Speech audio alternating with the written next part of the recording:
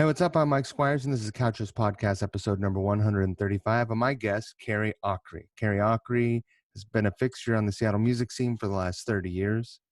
She's led the bands Hammerbox, Goodness, the Rockfords, with, the former Shadow members, including Mike McCready of Pearl Jam, and then has a number of solo records that she's released. Most recently, she's been focusing a lot of her energy on working with folks, other creatives, and doing some coaching, which is great. And I am quite certain that she is very good at it. I know her well. So I dropped a link in the podcast description so that you can go find her if you want to seek her services out or talk to her, reach out to her, anything at all. Carrie did a ton of touring, has released records in virtually every manner there is to be done. Major labels, independent labels, completely independently. And she has a ton of experience in the music world. I've learned a lot from her over the years. So I had a great time talking with her. I hope that you enjoy this conversation as much as I did. If you do enjoy this conversation, why don't you support us at Patreon if you're able? It goes a long way to help make this program work. It goes a long way toward making adjustments, improvements, and making this whole program better, slicker, and just better thing. And so your support is super duper appreciated.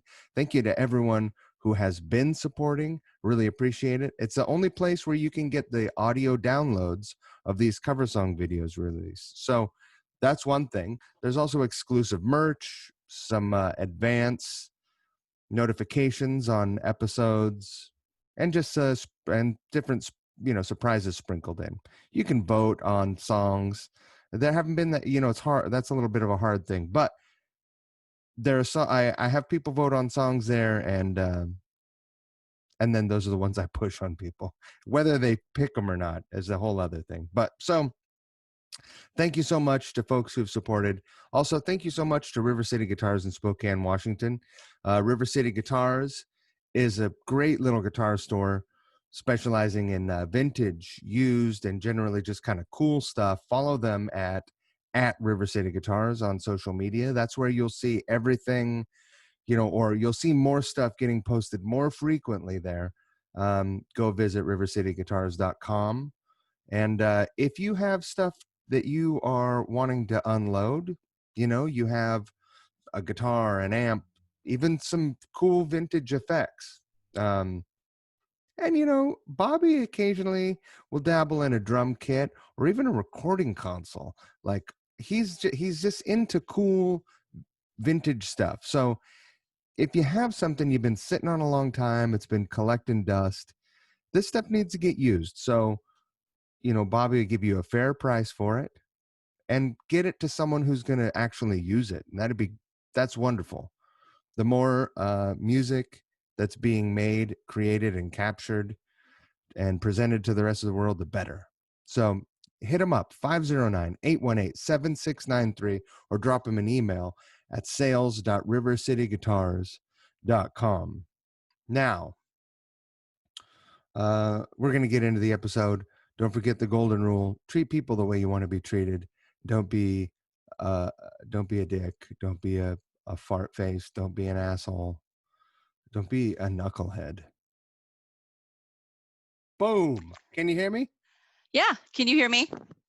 Every time it's a miracle. Is that a superimposed headset on you? No. Oh, it looks super like the contrast. You know how Oh, yeah. Like right here.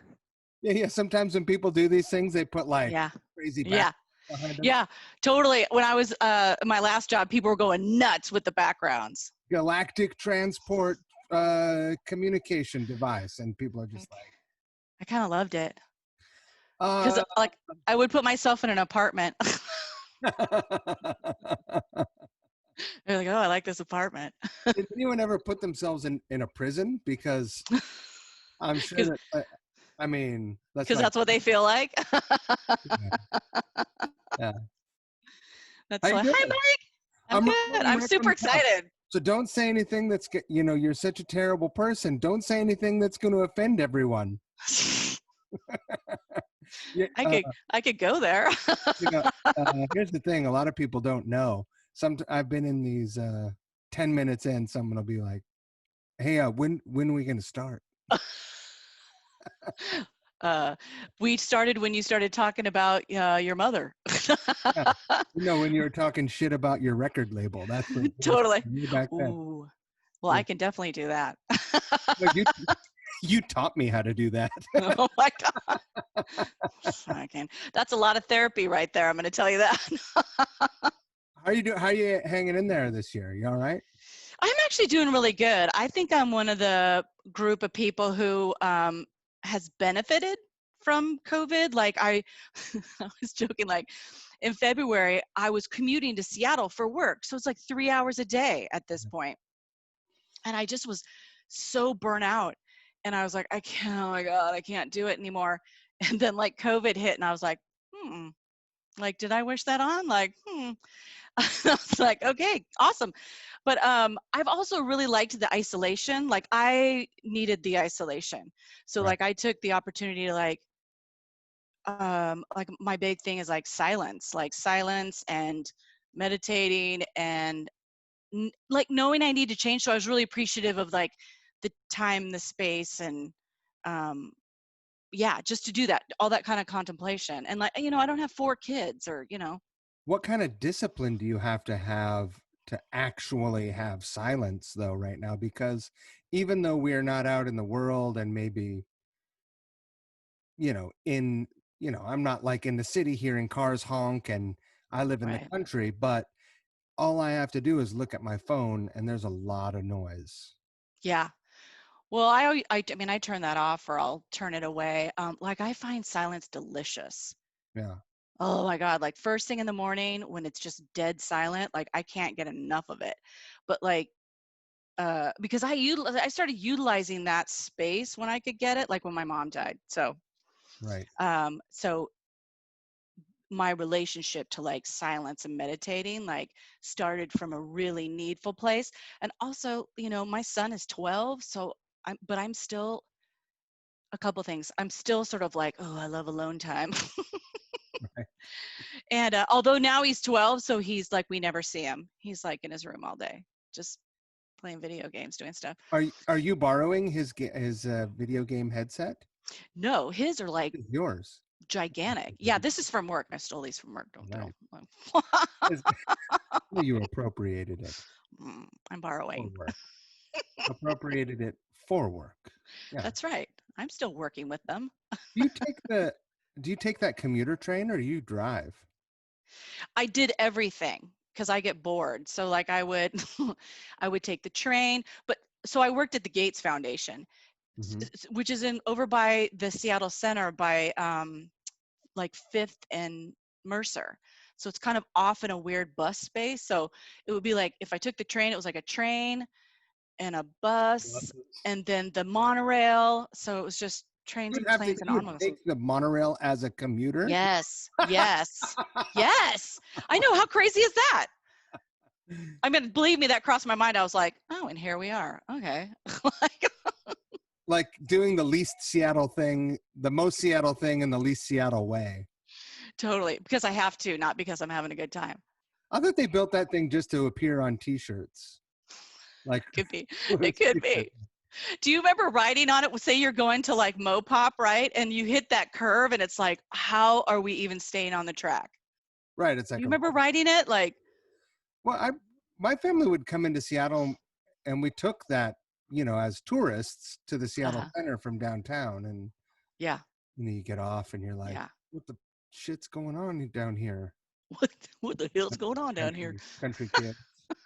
What? But yeah, what? When I did that, I took the bus, I bought a bike, like, because I get bored really easy. So it would, I would just, if I had to do the same commute on the same bus every day, I get really depressed. But I'm just like, how crummy is it to drive? oh, I ended up driving a lot because I like to be alone. It's awful, Mike. It's Because you can't do awful. it. Well, I know. I drive a lot. I've put I've Well, put you're East Coasty too, right? Yeah. let's see, I've put 60,000 miles on my car in a year and a Oh, half, which where are is you pretty going? good. Where are you going? It's just driving. I mean, you live in the country, it's Yeah. 15 miles to a grocery store. You're like, you guys are really, really out in the country. I didn't realize that. Oh yeah. I love your guys' Our house. neighbors are farmers and stuff. Oh, I love that. How is that? Talk about silence.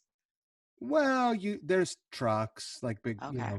it's not, you might hear stuff like, guns, you know, you might hear guns, that kind of thing. As you do. Um, no, it's great, but driving is terrible because all you can do is drive, right? Yeah. You can talk on the phone if you've got the bandwidth for it, or Yep. you can listen to podcasts or books All on the tape, time. which is a favorite. Hmm. Yeah. Um, Devoured. Like I would devour podcasts and books on tape. And like the drive in, I could handle, but I couldn't wrap my head around like, seriously, we're stopped again? Like we're not even to Kent, like at least from Tacoma. And then coming back when you're really tired, that was harder. It was like, I just want to be home. And I'm just sitting here in a right. car. So that just started to feel really wrong to me. Like I see my kid for 2 hours at night and then I go to bed and I get up and I do it all over again. And I just started to feel like this was wrong. Like it's not good for your life. It's not a good life.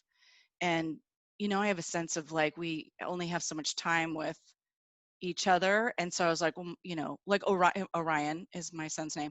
And I was like, okay, he's never going to be that age again. And you're missing it. Like, and I'm not trying to romanticize that. I was like, Because period, he's you're still missing playing it. video games. Still, I know. But he was more like, come on, mama. Like, he wanted to be with me all the time. Now he still loves me, but he's just like, shut the door, please. Right. I love you from over here. Right. Don't hug me. Yeah, don't.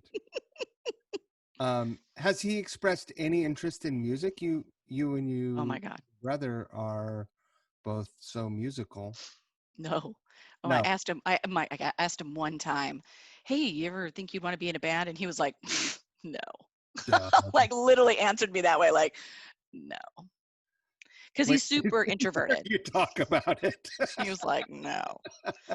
He's like, because to him, he'd be like, why would I want to get up in front of a bunch of strangers? Because he's really introverted. He's super shy. Yeah. And even when I have brought him to shows, he's either been terrified. So like one time I sang a song with Danny Mm-hmm. um, on Vashon, like at that really nice theater that they've built. Right. And I don't think about it because I've been doing it for so long that I was like, oh, when you enter from the backstage, it's pitch black. Right. And then there's all this noise. And so I had Orion with me and he literally bolted. He's like, it's too loud. He was crying, like it just scared the crap out of him. And so Right. I was like, oh my God, like so I had him sit in the green room. And then I just did one song. So I was like, but it was stuff like that where I was like, oh wow, like he really doesn't like this. Or if I brought him, he's like, can people stop talking? Can we go home now? And I was like, wow, I am nobody now. Why do all old people have beards? What's going on here? Who are you? Like, Why do people want to listen to my mom talk into a microphone? right. Can we go That's home? weird. Where's my video game? Did he treat you any differently after he saw you on stage, or he didn't even see you on stage because he was like, this environment is crazy? He could care less. We did, he could care less. What a, We played Easy you Street know, when this last record I did, we did Easy Street. He sat right there on the steps and played video games while I sang, like the whole show. wow. That feels good. Everyone's a critic. I know. When he was in elementary school, there was a few people, there's a few parents like who knew who I was from like Hammerbox or Goodness, right? And so then so those parents would be saying something and then the kids would find out. So for a moment, some of the kids were like, dude, are you famous? Oh my God. And then they would flock around or whatever, because just fame alone is like so impressive, what they think is fame. And Orion would be like, one time he pulled me aside. He's like, I don't like how you're paying way more attention to these kids, or these kids are taking them. Like, I don't like it. You're my mom. And I was like, what? And I was like, yeah, I get it. Like, this is weird. Now they all want to, and they're getting in the way. I was like, this is awesome. Fascinating. That is hilarious to me. Let's spend a little bit of time. I want to go back to 1990. Oh, Jesus. Is that when you moved to Seattle, 1990? No, I moved to Seattle in 85 because 85? 85. Yeah. Don't count the years. 85 because I went to the UW. That's how I got to Seattle. Right. Was from the Tri-Cities. And so I applied to the UW. I had a counselor. This is how, I was hell-bent to get to Seattle. Yeah. But I had like a high school counselor who literally told me not to bother to apply. It's too hard. And I was like, wow, thanks. And That's it's just what that the kind of, counselor said. yeah. Like, thank you, Tri-Cities. And I'm out. Right. Bomber. So it made me mad. And when things make me mad, I'm like, I'm going to fucking do it anyway. So I applied and got in. So I came over with school. And then. Did you say anything to your counselor like, hey? Well, she was like her daughter was in my grade. Oh, this is weird stories. Her daughter was in my grade, and she's actually the only other one who was going to the UW. Like, how So she was interesting. speaking from some experience. She was having a hard time Maybe making it happen. I want my daughter to get in, and I don't want anything. I don't know. I want my kid to be the standout student from this class. Maybe. Did you see that kid at the UW? No, but the summer after I graduated, I went on a trip with our French teacher to France. Yeah. Like, I waited tables and all that stuff. And so we went to France, and her daughter was really buttoned up, like really, know. And I got to France and was like, we're going topless. I got wasted on red wine and like Nice. She like literally didn't know what to do with me. She was like, what are you doing? And I was like, ah. You're like, I'm a lady, damn it. I'm in France. I'm doing all of it. You know what they say, win in France. Absolutely. And I did. I don't have to say that, but that's what you do. Yes, exactly. Yeah. So she was really buttoned up. I never saw her on campus. I went there for a year, and then actually I went back to France because I really wanted to learn how to speak French, but I was a terrible student. Like, all the teachers are super pretentious, and I was like, I don't learn well. I don't learn well with an asshole like that. That doesn't motivate me. Right. If someone's just going to treat me like shit. And so I went over for a quarter, and then got a job and stayed. And like, all the Americans left. And so that's how I learned. Like, it took a few months. And so when I got back, my mindset was like, well, that was probably the hardest thing I've ever done. What else would you like to do? And in Seattle, I guess that was about 87. What was your major at school? It was a Bachelor of Fine Arts. Like, I was doing a bunch of photography was my thing, but they didn't have a degree for photography. It was you would have had to get a Bachelor of Fine Arts. And so that's where I was heading towards. And like, my teachers were they were really fun and really great. And I love photography. I haven't really done it a lot lately or in years, but I loved them. So like, when I was in school, I guess 89 is when I was like, I'm going to join a band. Like, you know me, I've never been in a band. I was just sort of like, So I saw that ad in the Rocket that was Dave and James's ad. Yeah. And you remember what it said? Well, I remember when I called them, they were like, do you have a tape? like, do you have like, you know, and I was like, no, I don't have any of that. So I like made them let me come over because I'm super lazy in a lot of ways. I was like, yeah, I'm not going to do that. And I'm not going to make you a tape I either. mean, you have to find someone to record you, or go buy a 4-track and then Yeah. it's like that's a lot to figure out. Right. Yeah. So so they're like, okay, well, you can come over. So they had their practice space in a house in Greenwood when Greenwood was like no man's land.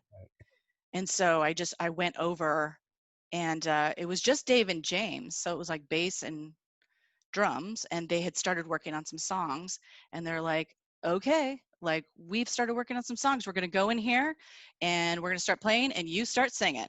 And I was like, oh my God. I was like, okay. Like, oh, And all and right. at that point, you'd never held a microphone. No, I mean, unless it was choir, Right. sort of. Yeah, no, I'm really good when there's like nowhere else to go, like, and go. And I'm like, you know, so I literally was like, okay. And things just started coming out, right? Like, luckily. Do you remember that first time that you got together with those guys? Did any of the things they were working on become actual songs? Did they were they realized? One of them, I think, was, I don't think we ever recorded it, and it's actually where the name came from. It was called Down in the Hammerbox, Yeah. and it was heavy, but I don't think we ever recorded it. I probably have it on reel to reel somewhere, You have it on a tape now. on a tape, a huge, yeah, the huge Tape. 8-pound tapes. That is fucking bold. It's Yeah, bold. yeah. But I also look at it as sort of like ignorance is bliss. Like, I didn't know any better. I just was sort of like, I want to do this. I don't know anything about it. Oh, and I would just like follow the steps that came, and I just didn't think about it Right. at all. Some people do it. Why can't everyone do it? Yeah, I just was like, well, I know I can sing. I know I can sing. I've just never done this, but you can't get from here to there unless you do something. But that's about it. That's about all I. Outside of choir, and so you were choir in school. Mm-hmm. Yeah. Were you singing in the car or at home? Were you singing Oh yeah. along to what were you singing along to? What was your stuff leading into joining Hammerbox? Um, well, I listened to a ton of music and definitely sang along. Um, I was a huge kind of new wave baby, right? But the people I gravitate, like Pat Benatar or Chrissy Hind or Kate Bush. But I also loved like the new wave pop, like Split Enz or Depeche Mode or Susie and the Banshees, or even like Naked Eyes and like Kajagoogoo, right? Like, I liked that, Duran Duran, all of that. I loved that kind of pop new wave sound a lot, and I feel like that came with me. Like, like, yeah, singing to myself, like to the radio or to records. I used to sing to, I would on purpose sing to Barbara Streisand Yeah. because I was fascinated by her. I was super fascinated by her tone, like, and how long she could hold a note. So a lot of times I would mimic, like guitar players when they're learning, Yeah. right? I would do the same thing with vocals. Like, I would get Barbara Streisand out or people with extraordinary voices and try and match them, not to like, oh, I'm just going to go sound like Barbara Streisand, but to figure out how to use my voice Right. and how to hold notes and breath and all that stuff. So like in school, like in junior high, I had an amazing choir teacher who really I loved. And because she was intense, like there's something about someone who's striving for excellent that I respond well to. Like, she's not, she was, there are things you could possibly do. Let's go get them, kind of thing. So she had us doing like Kosi Fan, all these crazy like choir things, but then she would have us do like competitions, like in foreign languages. Like, I sang something in Italian when I was in junior high and got lost in it and somehow found my way back. Like, not that I knew what I was saying at all. In But the like, moment when you were like 1, 2, 3, go, were you making up words? And no, well, it's like memorization. You know what I mean? Like, when you look at like, okay, you're asking me to sing, whatever, I'll figure out whatever. Italian. Yeah, that's what it sounds like. French is more like that, I think. But it was like, I think like what happens is you're like, oh, I'm just listening to like the sound of the thing I'm supposed to sing in what order, like the melody of it all, and that's what I would lock into. Not Phonetic, that I, the aping. yeah, yeah, and like not, and certainly don't have the maturity to or experience to. I didn't at least excel in like foreign language singing songs or high competition. I don't But have it was cool that she maturity pushed in us. anything still. I'm almost 50. Come on, man. I don't believe that for a minute. I mean, maybe potential, but not the maturity. That's So, awesome. so you knew you could sing. You were Hmm. like, okay, I mean, I can sing, but I need an opportunity to work this out. Yeah, I And that was really, the first fucking ad you called, and you went, and then that band became Hammerbox. yeah, yeah, we can go on a tangent on things around that. Yeah, because First yeah. first band. Hmm. That's you. I mean, now that you've been around the block fucking 6 times, you know that's a pretty rare story. Like, Hmm. not that many people, get a go their first band. Yeah, yes. I mean, some of that was hard later, but I'm also a deep believer in synchronicity. Like, I'm a deep, I, I'll go woo woo, but I'm a deep law of attraction person. Like, I really, my whole life has been like, I'm gonna go do that, and I don't think about it, and oh, now I'm doing it. You know what I mean? Like, oh, I want to join it because I don't cling to it. I just go, oh, I like to try a band. I mean, I won't. Trying is the only thing I'm thinking about, and so I really believe things line up. Like, oh, you want that? Okay, here it is. Like, beware. That's where be like, beware of what you ask for, kind of thing. Be careful of what you think. I show up. Yeah, it'll be realized, at least in your mind. Yeah, You know, yeah. But I'll tell you, like, I seriously didn't. I did not think about it. Because I didn't have any other experience. I think that came in handy. Like, oh, I was proud that I answered an ad at all, right? right? Like that was an accomplishment in terms of fear. And then it was like, then I will take the next step that seems to present itself. Oh, and then this seems to be happening. And then again, I'm a huge synchronicity person. Then so there was Dave and James, right? Both like from Kentucky and Tennessee. We were one of those bands, right? That were all transplants. Right. We're not the original five or whatever, blah. Mhm. Um, and so those two, and then I was living downtown in a loft like by the OK Hotel, and below me lived Nils Bernstein, um, Roderick from Sky Cries Mary, who I knew from school. Actually, I got long history back with that guy. Yeah. And then this other guy who was like, "Hey, I got this friend from Eugene who's a guitar player. You should meet him." And it was Harris. Right. So just like doo doo doo doo, and Harris comes to play, and we're like, "Yep." Because Harris is like to me one of a kind. Yeah. Like That's great. I don't know people who play like him. Maybe I mean I'm sure this is a huge craziness, but like Nils, what's his name? Nils Klein. Although he's his own Oh, thing. Klein he's a wizard. Yeah, right. But there's something about the way Harris makes noise. I don't know, like noise and guitar rock and all of that, but looks like he's doing this on the guitar. It never would cease to amaze me. I'm like, you make it look like it's nothing. Well, he's not up there as Stevie Ray Vaughan in it. No, he's not. No. And he was super computer guy, actually, more than you would think. I mean, he would have this rack of effects um, and think about, I'm sure you know way better than me, but like imagine having to dial in all the particularly weird shit each song. Right. And then it would go, and then if some plug goes wrong, you're effed. Right. That would happen a lot, a lot. I mean, if you give me just 3 components, I can screw that up. So I feel for him very much so. In the day, right? Like in 89, Right. Well, I'm the sure. thing is, only some technology in the guitar world has advanced from at least the way we control effects. Oh, really? Yeah. Okay. I mean, effects themselves have drastically improved, but the way we control them has not incrementally improved. It's just like, I don't know. Why hasn't somebody worked on that? What's going on with that? Because they use the same language to do it. Ah, Yeah. okay.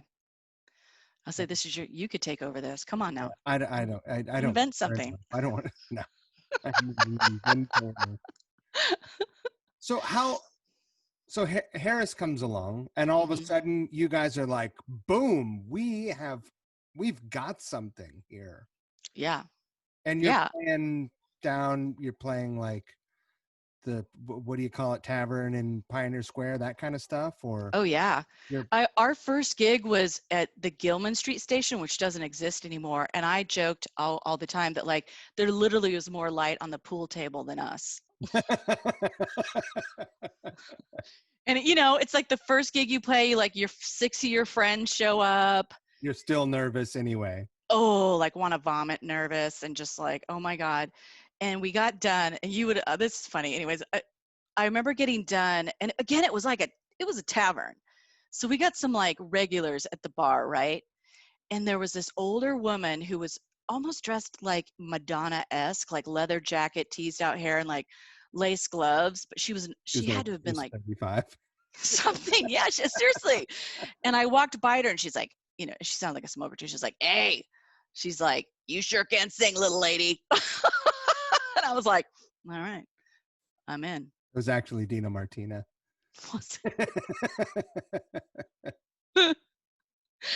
Oh my God. I was like, all right, we're on our way.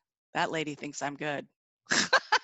I mean, because surely, how long was it before you guys kind of caught on and people started paying attention? And Yeah. talk a little bit about how hard it is when you're just sort of teaching yourself, you're navigating Hmm. how to be on stage in front of people, right?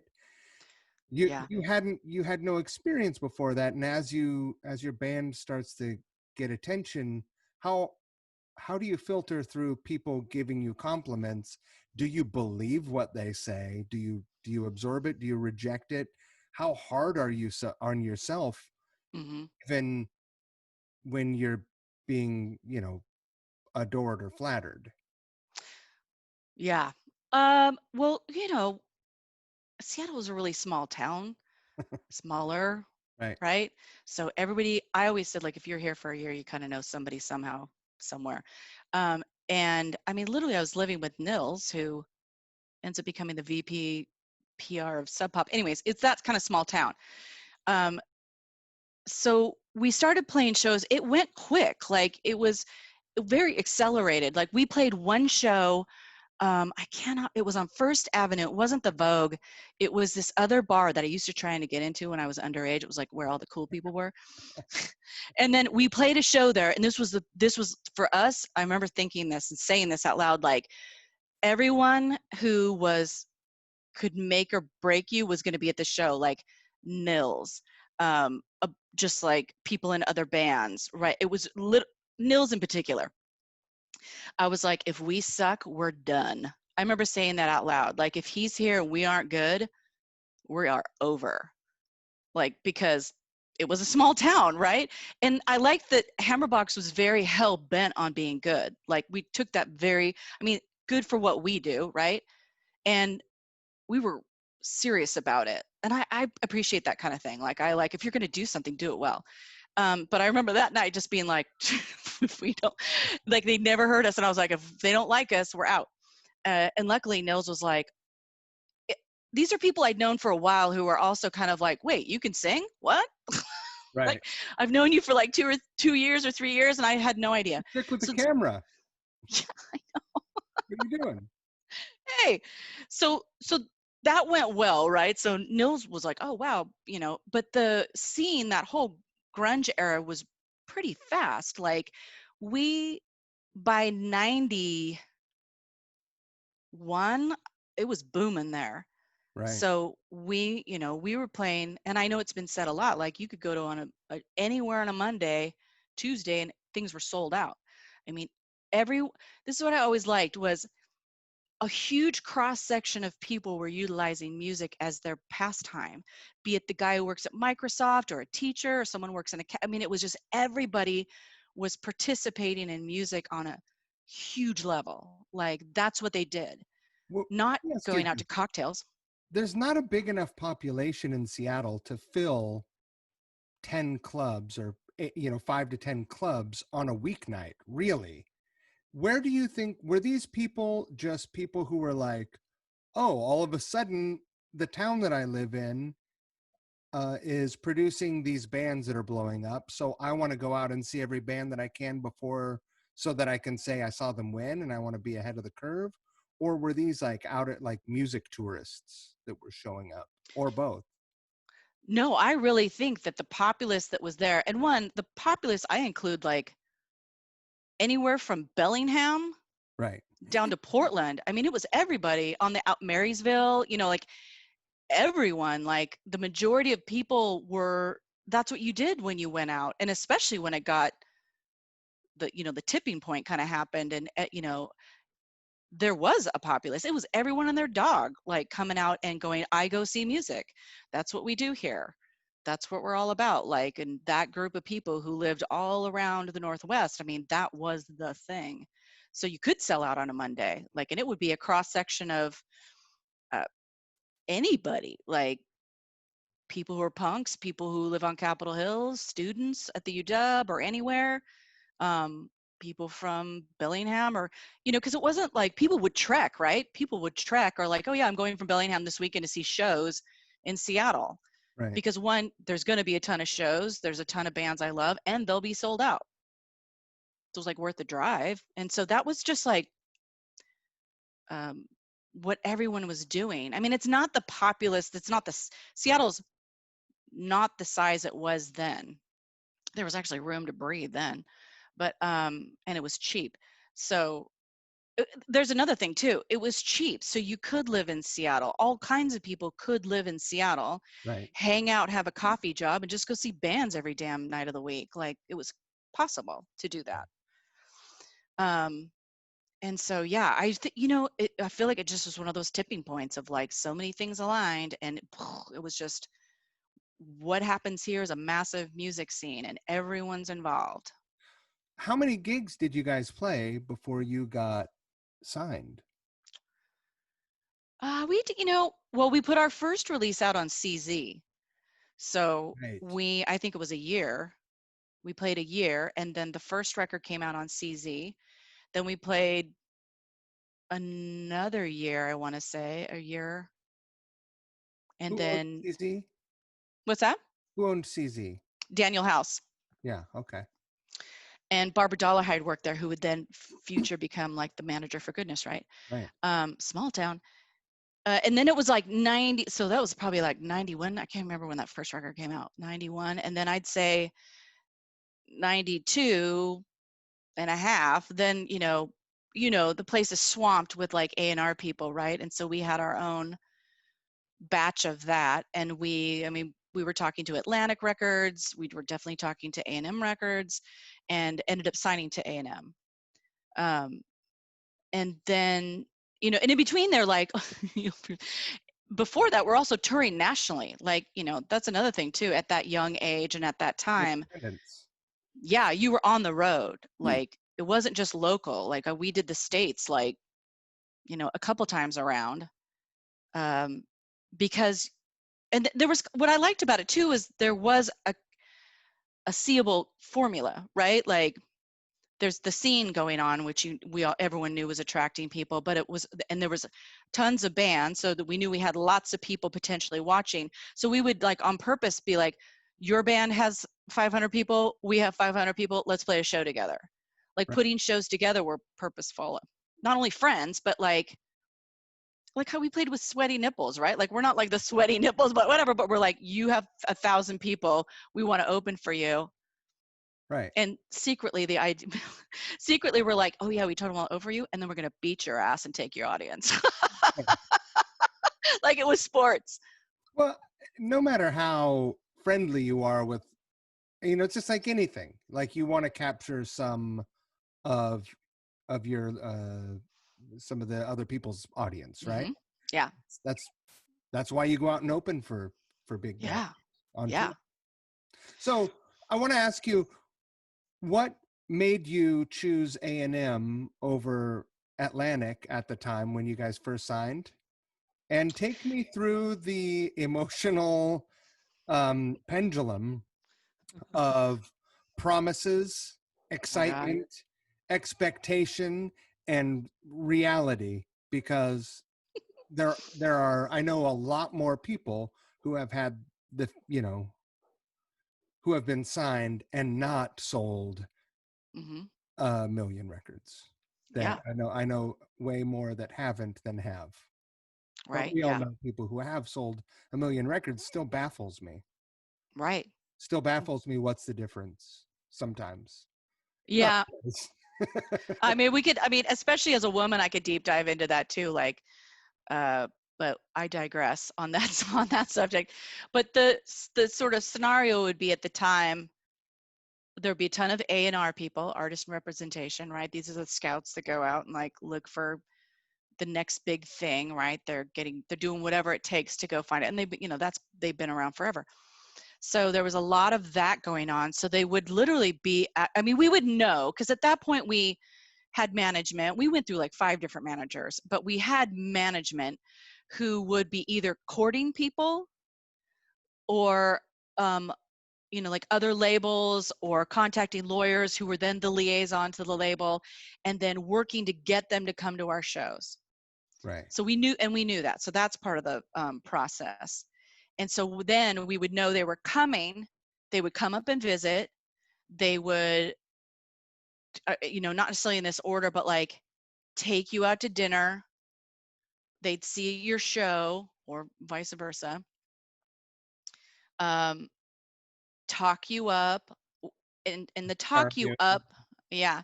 But the talk you up is like they care, like everyone. The joke was like, we want to develop your career. Right. Like we will be the ones to let you slowly grow. We will nurture you and grow you. That's the big fat one that is said all the Anyone time. ever get anywhere with building their career, or was it always a big bang with people? Like, I'm trying to think of there are also more bands who have a big hit their first major label Hmm. release than have 3 or 4, because they fucking never do that, right? Right, right. Doesn't pencil Well, out in their fucking finances. So they're like, right, right. Yeah, right. Well, I think there are the people who have a hit, right? So everyone then chases the band that has the hit. It's not a guarantee you'll have another one, but they're like, oh, like a shooting star is happening. Go get them and sign them. And, there's that. But then there's also the bands, I'd say like Pearl Jam, who had killer managers who would fight and work for the system. And like, it takes a team to keep you in the game, right? Like, because oftentimes you'd get signed and your AR person's fired the next week, or new leadership comes in and the whole person who cared about you so much is gone. And so now, and usually new leadership wants to show what they know and fire everybody, and they don't know you and they don't care right. They're like, at all. take a hike. Yeah. And so, but I think there are certain people who had killer, like Susan Silver, Kelly Curtis, right? Those people were savvy and smart, and I know Cool. they did a lot of work, And they gave a shit. They were cool. They and they were gave like, a shit. you Yeah. know, God, how rare. invested. Yeah. Like very rare. Because they then do have to go fight for you, right? Like they have a job. It's not just to take a small percentage when they can get it. So there's that. You really have to have, I think it helps to have a team in your corner, fighting for you. And so, but in the courting process, so like you'd have dinner and then there would be the particular things they would say and why they were the ones you should go with. So it's a bidding war, right? But they're all the Um, same. They all say the same shit mostly. yeah. Yes. Yeah. In my experience. And it's a Right. bummer because I keep believing them. No one comes along and says something that blows your mind. Not that I would believe, you know what I mean? Now Right. I'm just, you know what I mean? Not that anything's happening now, but then after a while I just was like, this sounds so familiar. Um, but we went with A&M because so Danny Goldberg had just taken over at Atlantic. So he was brand new and hadn't really like we had a meeting with him and he literally was like, okay, I'm not familiar with your music. Like, I don't even know who you are. And it's sure the A&R guys fight, but I was like, wait, well, I'm not going to sign to a label with the head of the guy who doesn't even know who we are. And I can't tell. He doesn't look like he's too interested in getting to know us. He doesn't look like he cares. Like, why would we go Right. here? And so A&M though had like a team of people who were like, we want you. And so we went with them and Soundgarden was there. I mean, Right. we would look at other bands and say, well, they're there. Right. And So they're doing something that is not, it's not cookie cutter at all. yeah, I mean, and in some ways I mean, you try and get the best deal you can, but all musical deals were shitty then. I mean, you could fight for the things you could get. Like we had a very rare 2-record guarantee. Like Right. that was rare. We had key member clauses. So if Harris or I left, that would be a big issue. That would be a band dropping, right? Like, so we had things in place.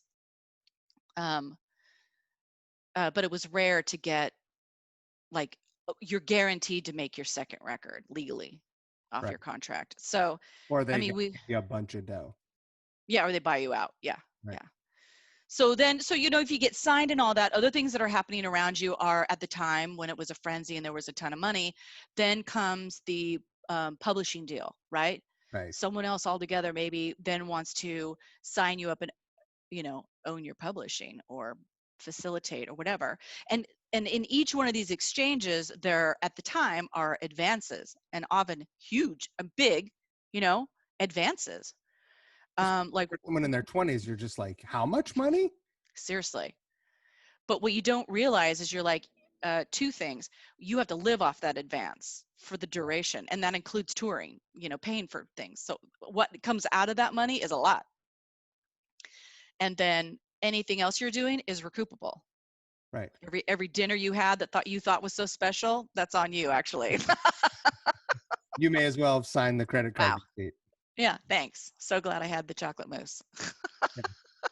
Everyone's like, bring me another cigar. Oh my God. Cigars and whiskey. Ugh, not me, but I've been to a couple like $2,000 dinners where I was just like, oh wow, really? wow. You gotta Was be it good? kidding me. Yeah. I mean, it was yeah, sure.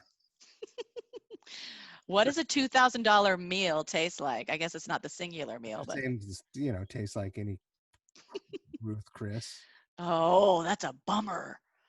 you It's a know, bummer. whatever. Yeah. Yeah, so you get so like we got signed to A&M Records, and sure enough, I'd say a year in, boom, A&R person's let go, Right. and there's all new leadership. And they Uh, found you off onto a new A&R, or you're just set adrift. we were kind of set adrift, but at that time, we had released the second record. It hadn't done a lot. We had made videos, again, all recoupable. We had made videos. We'd Remember how gone much to you Europe spent on your twice. video? Oh my God, at least 100 grand. Right. Isn't that Mhm. insane? Insane. Well, our advance was 150,000. We spent 150,000 to make the second record, 50 grand of which to Beinhorn. Yeah, Michael Beinhorn took 50 of that with points on the record. Right. Um, yeah, so there's just like all these, all kinds of expenses. Um, and so, so we had toured, and then it started to have that what is classic, right? The boom, it start fall apart, right? Our management, I don't know why we did this, but our management was literally our managers and lawyers, which is a massive conflict of interest. Yeah. And you know what their name was? Uh, It's Con Man. Not really. Yeah, Jeff Salzman and Elliot Con. Con Man. How dumb are we? That's incredible. So I yeah, gotta hand it to them. They're bold to team up. I know. They should have just been like polarized from each other. Well, and I think we went with them because there were some, like, they had worked with Green Day or something like that.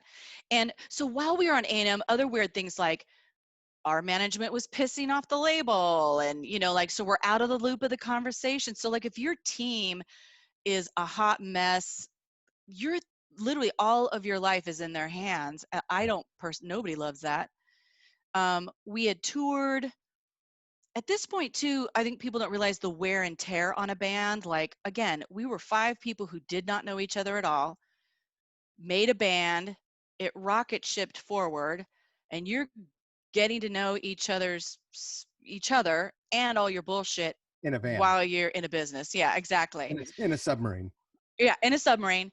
And then you get to A&M Records, and it's just exacerbated, right? Like, in the touring and everybody's personalities. Then there's a little bit of like, oh, we're really interested in Carrie because she has that voice, and that, like, you know, a little bit of Gwen Stefani weirdness with no doubt, like, what's going to happen. So it just starts to get really hard when you're not mature as well. I mean, I was 23 when Right. was started in that band. We're in our 20s, right? You're not fully formed at all, and you're having to do high stress business. So at some point we were in Europe, and that's when James literally in Germany quit the band. I mean, he was there, but he was like, when we get home, I'm done. Just because it was just like, it was too much. Yeah, and we had conflict in the band. Yeah. Yeah, and nobody was good communicators, super passive aggressive. You're Like, going to tell me that 20 somethings are bad communicators? yeah, nobody was handling it well. That's, People would literally go be like, Carrie, you go handle it because it seems to work. But I was like, I'm not equipped. Like, what? Like, it was so stressful to me. Like, just because I'm a Libra or I'm a girl, it doesn't mean I can handle it. Like, emotional intelligence wasn't even in, like, that wasn't a thing in the 90s. no, snarkiness was Hadn't even invented that. cutting wit. Ha ha ha. That was so funny how I said something shitty about you. Isn't that funny? And then I remember during that time too, being pretty sensitive, and someone would say something real dickish, and I'd be like, well, that sucks. And they're like, oh, don't be so sensitive, Carrie. You're so sensitive. I'm like, what the hell's wrong with that? I'm sorry. Last time I checked, is there like, what the hell? Well, I mean, I've never been a woman, but being a woman in a band now is, I think, I'm not, certainly not any easier, Mm-hmm. not easier than being a man, because the world is still fucked that way. But in the Mm-hmm. 90s, and certainly before, there was a whole other level of uh, just man Yeah. dish. Uh, Man stuff. there's just a lot of man stuff happening Yeah. in the music world that is not fair or just or cool. Yeah. Um, Yeah, and when you're young and you don't have any experience, the things are like you said, kind of back to your question, like you're having to learn everything on the fly, like, and in front of everybody. I had someone I felt like really astutely said to me, like, like they're like, dancers go and practice forever and then they perform. You're having to learn everything in front of everybody. right. And so I had a lot of nervousness. I always felt physically awkward because you're just so nervous. Like, you would think this movement was huge, right? Like, Right. I didn't know, like, is this, it's, again, you're like a fledgling. And so that was really stressful, but also as the experience, it's happening at you like that. And so you have to kind of like cope and endure um, quickly. So like our first interview, Hammerbox's interview with like KSW, out of nowhere the DJ looks at me, and luckily I'm pragmatic enough, or I don't know, we'll get into that later, but so out of nowhere he says, like, so what's it like to be a girl on your period with 3 other guys in a van? And I was like, oh, this is Wow. and in my mind I was like, oh, here's the dumbness. Right. And I was like, oh God. I mean, it was so classic. Like, I tend to, when I see Even if classic someone things, said that shit now, like, fuck you, dude. yeah, I would be like, that's the stupidest thing I've ever heard. Like, I'm sorry, do you need an education on menstruation? I probably would say it in some way that would make him really uncomfortable. Would you like to know about my flow? Do you remember what you said? I think I just was demure and polite. I was like, I don't know, it's just fine, like we all get along great. I was very, as a kid, trained to be polite. You know what I mean? Right. Like my knee-jerk thing was at least to be right. Right. I've learned to go ahead and be myself. You know what I mean? Later, Fair and enough. that doesn't always work out for me. I'll tell you that. Hashtag same. Hashtag. Yeah, but we're in a good place. But yeah, no, I would, it's also a female thing to like freeze and deflect. Right. Like, so I was using female reactions. So a lot of it was like, oh, if I don't add to this, it'll go away, right? If I'm just polite, it'll decrease. Right. And every once in a while, I would be like, because once the band got popular with certain people, what's that? An inappropriate question. Like, it was dumb too. It was just sort of like, really? What are you, 12? What is it like to have diarrhea in the phone booth, in the radio booth here with two other fucking shock jock dickheads? Yeah. What's it like to pre-ejaculate? Right. I should have said that, but I was too young. But I don't. I would say like years later. I mean, there's a lot. I'm telling you, when I was joking about therapy, I mean, when you boom, it's going like a rocket. You're like, go, cope. See, everything's new. You're just like, in a minute's notice, you got to figure out what are you gonna do, how are you gonna handle that, and whatever. I would say I feel lucky that I could probably count on one hand the times I was ever treated extremely sexist, right? Like so obvious. Right. Because gratefully, I know all kinds of men who were like polite or appreciative, or I mean, it was a compliment for them to say, I don't usually like female singers, but I love you. I love you. And I was like, great, winning. That was fine with me. I'm not looking to convert, but there was a lot. I felt I could see that as well. What's that? Convert them from chauvinist? Or liking female singers, you know Right. what I mean? Like, come on over, guy. So, and then after a while, I think there were certain places where we had gotten big enough or popular, at least in the Seattle area, that I could take safety and comfort in that. So if someone was a dick, I could shut it down. Right. Because, I wasn't in a vulnerable state of, I hope you like me. When you guys got back from that European trip, where the shit hit the fan in Germany, Mm-hmm. where we all know fans as, I noticed that. Okay, terrible show. I bought all of your merch. Dude, that literally happened to me, and it's no joke. People, if anyone says it's particular in Germany when you play, that literally, like, I noticed when 3 is 2, this line you sang it, you sang the wrong line. You sang it. What is this? And I'd be like, wow, it's real. Performance. I bought all of your records and your t-shirts. And I'm disappointed. There's nothing worse than being disappointed. I'm disappointed, but I bought everything. But I bought everything. Oh my God, that's right. That's genius. I'm like, whatever. Okay. That's such a weird. I've grown to really love Germany, though. Have you? Yeah. It's so strange and funny. And they have a very particular sense of humor. It's great. I love it. Do you ever feel like you're like, I would start to feel sorry for someone who I guess am perceiving as trapped in logic. Like, that must be really stressful for you to worry about that. I don't think they are. Okay. Yeah. No, it's just like, I think some folks want to hear it like the record. Oh yeah. Or they're like, they're watching and listening more critically, and yeah. Other folks are like, no man, the Dead 78, that's when they really let it all hang out. Whatever. That guy. So you guys get back from Europe. Yeah. Are you just like, Yeah. splattered on the sidewalk done? Oh, yeah, because then, but at that point, this is so classic to me, all kinds of crap is happening in everybody's lives. Sure. I'm having a breakup and it was awful you know what I mean? And there's other messes going on and James has left. And and in some ways I was like, oh, here it is, the downfall.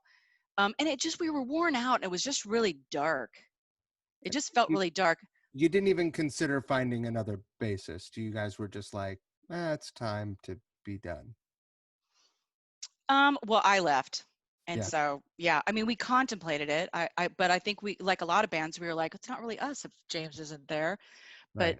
we obviously didn't have the maturity, or, you know, James could be pretty stubborn, or, you know, or he felt how he felt.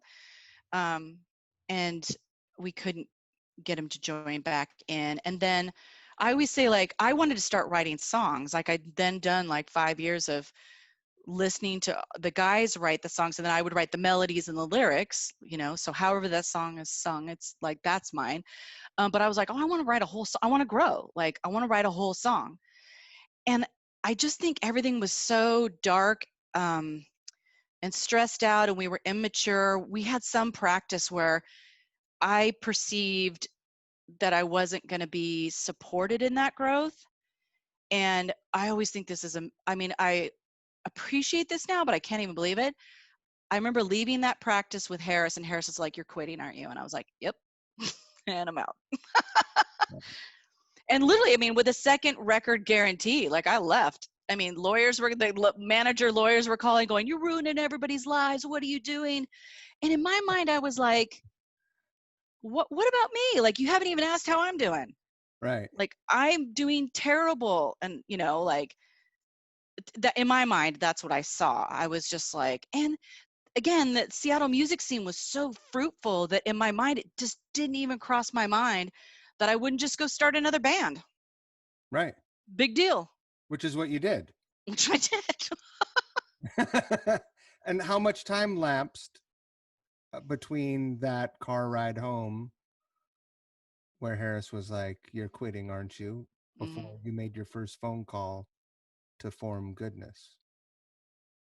Oh, I'd say like 6 months, Oh, really? maybe. So what was that 6 months occupied with besides red wine? Uh, s- Sitting in my apartment on Capitol Hill, looking out. I was on Bellevue, looking at that gold dome. Yeah, yeah, when I could afford it, and just sitting there.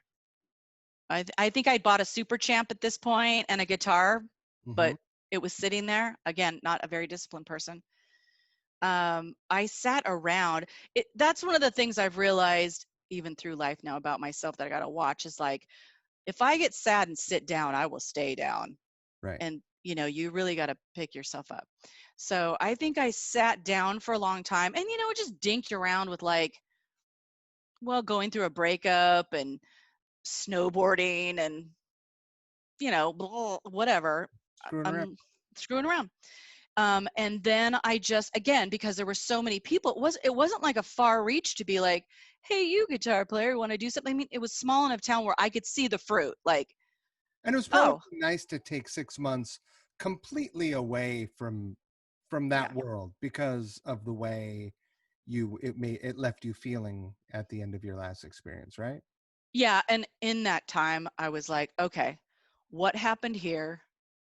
What would you like to happen next? Like, and what does all that entail? So some of that entailed, I want to write songs, but a big part of it was like, I want to curate an experience that's positive on purpose. Right. You know, like, I want, I want everyone to get along. You wish, but that rarely happens. You know, so my naive mind was like, I'm going to form a band and we're going to be buddies. You know, like, I'm going to purposely be like, this is a positive thing. I've been in a lot of bands though, and Goodness was a pretty high functioning band as far as people go. Like, you guys got along pretty well. If you take that transparent and lay it over a bunch of other bands and you look at, Oh, like, people throwing knives at each other and stuff, like, fair enough. yeah. Fair enough. Yeah. It was more about, again, 5 people who don't know each other at all. Sure. I mean, that just sets the tone for trouble later, right? Like, Yeah, there are getting to whole know each reality other. shows based on this. Exactly. Oh my God, we could have been a reality show. Because then, as you're getting to know someone, you're like, oh, you're kind of a dick about that. Like, oh, I didn't, but then you're already in. Right. Well, I Right? mean, that's how you learn how to navigate social situations with For sure. everyone you encounter, right? Yeah. So who was the first call you made, or the first person that you were? I actually called Timo Ellis. Yeah. He's been on the show. Yeah. Um, He's going to be I, on the show tomorrow, which will be is 2 he? days ago when this, on not the podcast, another music video Okay. cover song. And it's Merry Christmas, I Don't Want to Fight Tonight by the Remains. And you should come be in one of the cover song videos. I want it. Yeah. Check. I'm in. Awesome. Yeah. So I knew, how did I know Timo? I don't even know how I knew Timo. Maybe he was just around and about, but anyways, I knew Timo, and he's amazing, right? Like he can play everything. Oh, I knew Nubbin. I'm a huge Nubbin fan. Yeah. Huge. Like want to cover their songs. I have their record. Right? Yeah. Fishes swimming around in the sea. Oh my God, I just love that band. Anyways, so I knew Timo. I also knew Timo was like, I knew Timo. I was like, he's a genius. I'd like to see what we could do together. Not sure I can capture him, like lasso him in. He's not like other people. No, he can do everything, and he will do everything. Well, yeah, Mm-hmm. that's the thing. So I kind of knew that, but I was like, but he's brilliant. So I was like, well, I want to go. I'll just partner. That's how I learn, is like joining other people and learning learning from them. And so we started writing songs, and I actually took a tape of those songs back down to LA to A&M Records, because I think I was still under contract. But things were morphing. Like David Anderley was the head of A&R, and he was retiring, and our A&R person was gone. And so I didn't really have a foothold. During that time, I had like lunch with Rosemary Carroll, which was awful. And because she was just like, you need to be like Courtney Love. And I thought I was going to kill someone. I was like, really? You need to make a record like Courtney Love, which is a great record. But I just was, I'm not, anywho, at the time.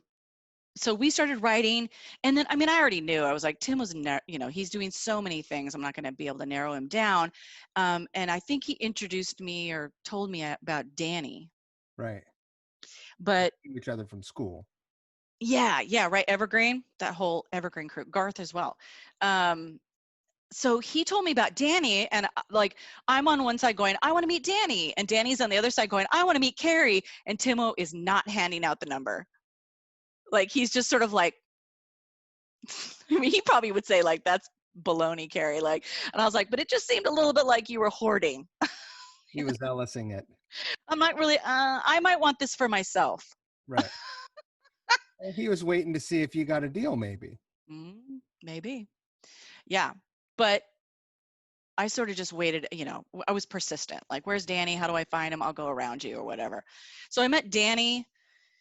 My brother actually started the band. So like my brother's an amazing drummer. Yeah. So there was that. And then Mary Ellen Cooley was the original drummer in Goodness. Yeah. And he had been in fucking Tree People. And he was in Citizens Utilities before or after? During, and that's where he went. Right. Yeah. But he started doing music when he was 13. His first band, Diddley Squat, was with Nate Mendel, who's in the Foo Fighters. Like, they're besties. Or so like, he was doing punk rock, Christ on a Crutch, Diddley Squat, all the great names. He had been doing that since he was like 14. And yeah, he did like played in the Tree People and a whole bunch of stuff. But at the time, I think he was already in Citizens Utilities, and then I asked him to play drums. And then I can't remember, again, small town, how we met Mary Ellen Cooley. I actually think somebody in Danny's crew knew her.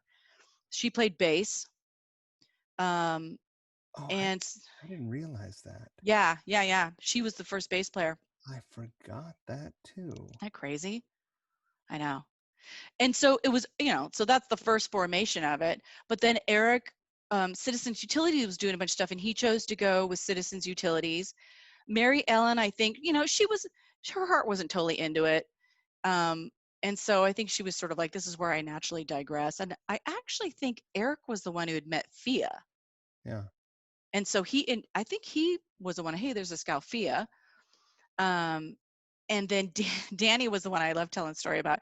Danny, then when Eric left, Danny was like, hey, so we're going to need a drummer. What about my friend Chris Friel? And I was like, I knew the Friel brothers from college. Like I Right. knew who they were. Everybody knows the Friel brothers. Yeah. All roads lead to the Friel brothers. Yes. They're like unicorns.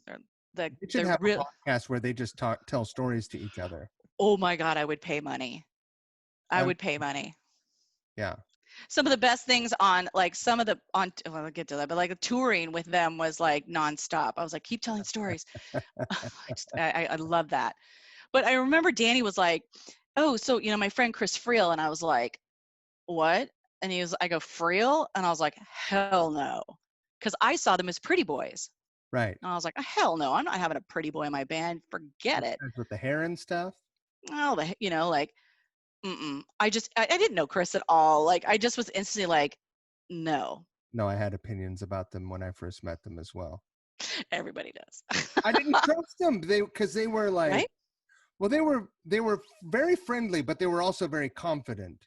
And they aloof. were like, yeah. They were nice. They were never dicks to me. And there were a lot of people who were dicks to me. Right. Right. Yeah. And I just didn't trust them. I didn't trust and I didn't trust them for years. I don't remember what the turning point was, but I fell in love with the Friel brothers. I think it's when you perceive anybody like perceives yourself on the outside of them. I mean, I've seen so many people go like hackles up, like because they're too damn pretty. They look aloof. That guy doesn't seem, he looks, like he never says, I mean, they just, all these instant assumptions are, especially Chris. I can't even tell you. My husband even is like, Chris Friel. And I was like, what is it with men and Chris Friel? Come on. You don't know him. Like, I'll get in arguments about it. Like, because I'm like, that guy's the most golden heart I know. Yeah. Steady Eddie. Great. Turns out totally real people. It's great. Totally real. So sweet. You scored. Yes. Well, and it was a particular moment for me in learning because I finally acquiesced and was like, okay, or whatever. And he came to try out and here he is like drumming away, like dead on staring at me, like just looking at me. And I gotta tell you, like in Hammerbox, I didn't look at anybody. Right. I literally, when everybody's in a bad mood, like I put a pole between me and Dave. Sorry, Dave. You know what I mean? Like I didn't do that. Right. And so here's Chris like looking me in the eye and I'm getting more and more mad. Like, what the hell are you looking at? Well, he's paying attention. He's paying attention. So he finally says to me, he goes, I'm just waiting for you to tell me what to do. And I was like, oh, I've just been schooled. I really appreciated it. I was like, oh, wow, level up. Like, because, he'd been playing since he was 10. Right. And so I was like, oh, that guy just educated me. And instantly I was like, yes to Chris Friel. Thank you. Right. Mm-hmm. You just made me a little more professional. And so what year is this? 93? No, this is 95. This is 95? Mm-hmm. Really? Mm-hmm. Yeah, I think so. Well, wait a minute. Let me ask you this. You guys just released the live show. Mm-hmm. Who is the lineup in that band? So in that recording, that band had only been together 6 months, maybe 4. Right.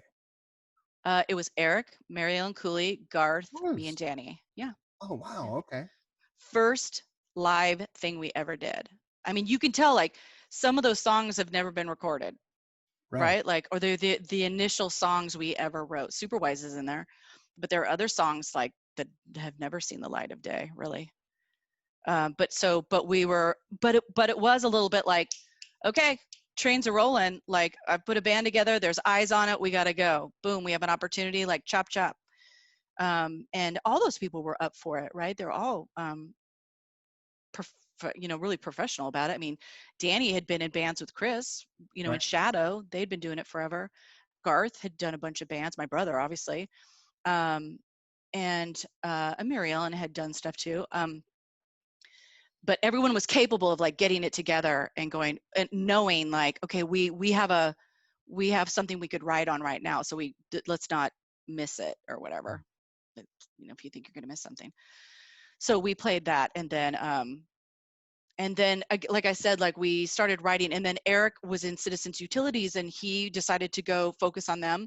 Mary Ellen left. We got Fia and Chris join.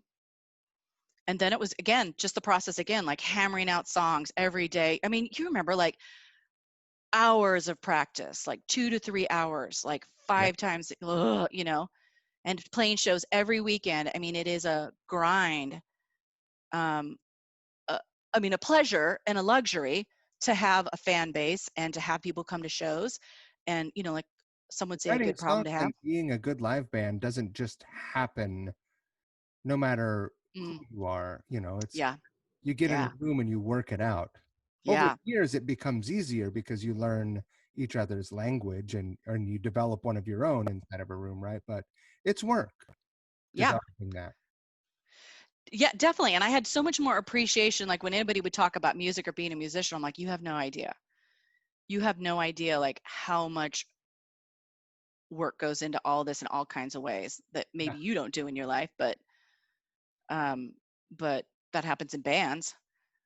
So yeah, so we started doing that. We started just like playing and playing. And again, you got like Danny and Chris who are uber, like they've been in bands forever. So no one was fucking around. Like again, Danny's very good at being like, we need to be good. Like he was Mr. Practice. Like we're not going anywhere unless we're good. I'm not playing ever unless we're good. I appreciate that I do too. more now than ever. I think I played plenty of sloppy drunk shows in my 20s, where I was just like, yeah, whatever.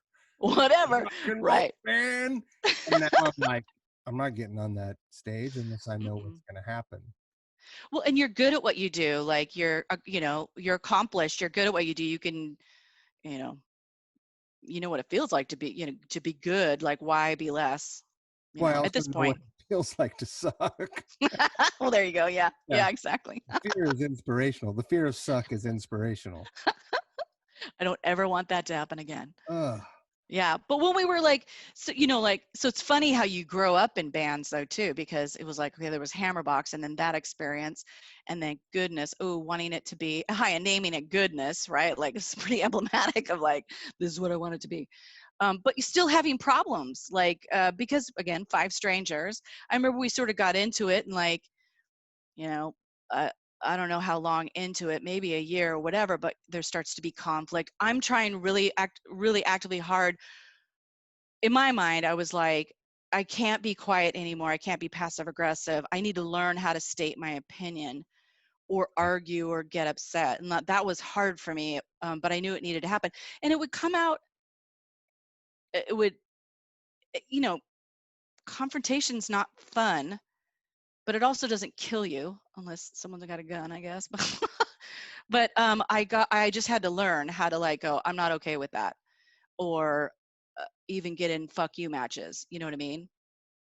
Because I also knew, I'm like, if you don't, you're like, someone will think that's okay in my mind. Right. And so you got to state how you feel.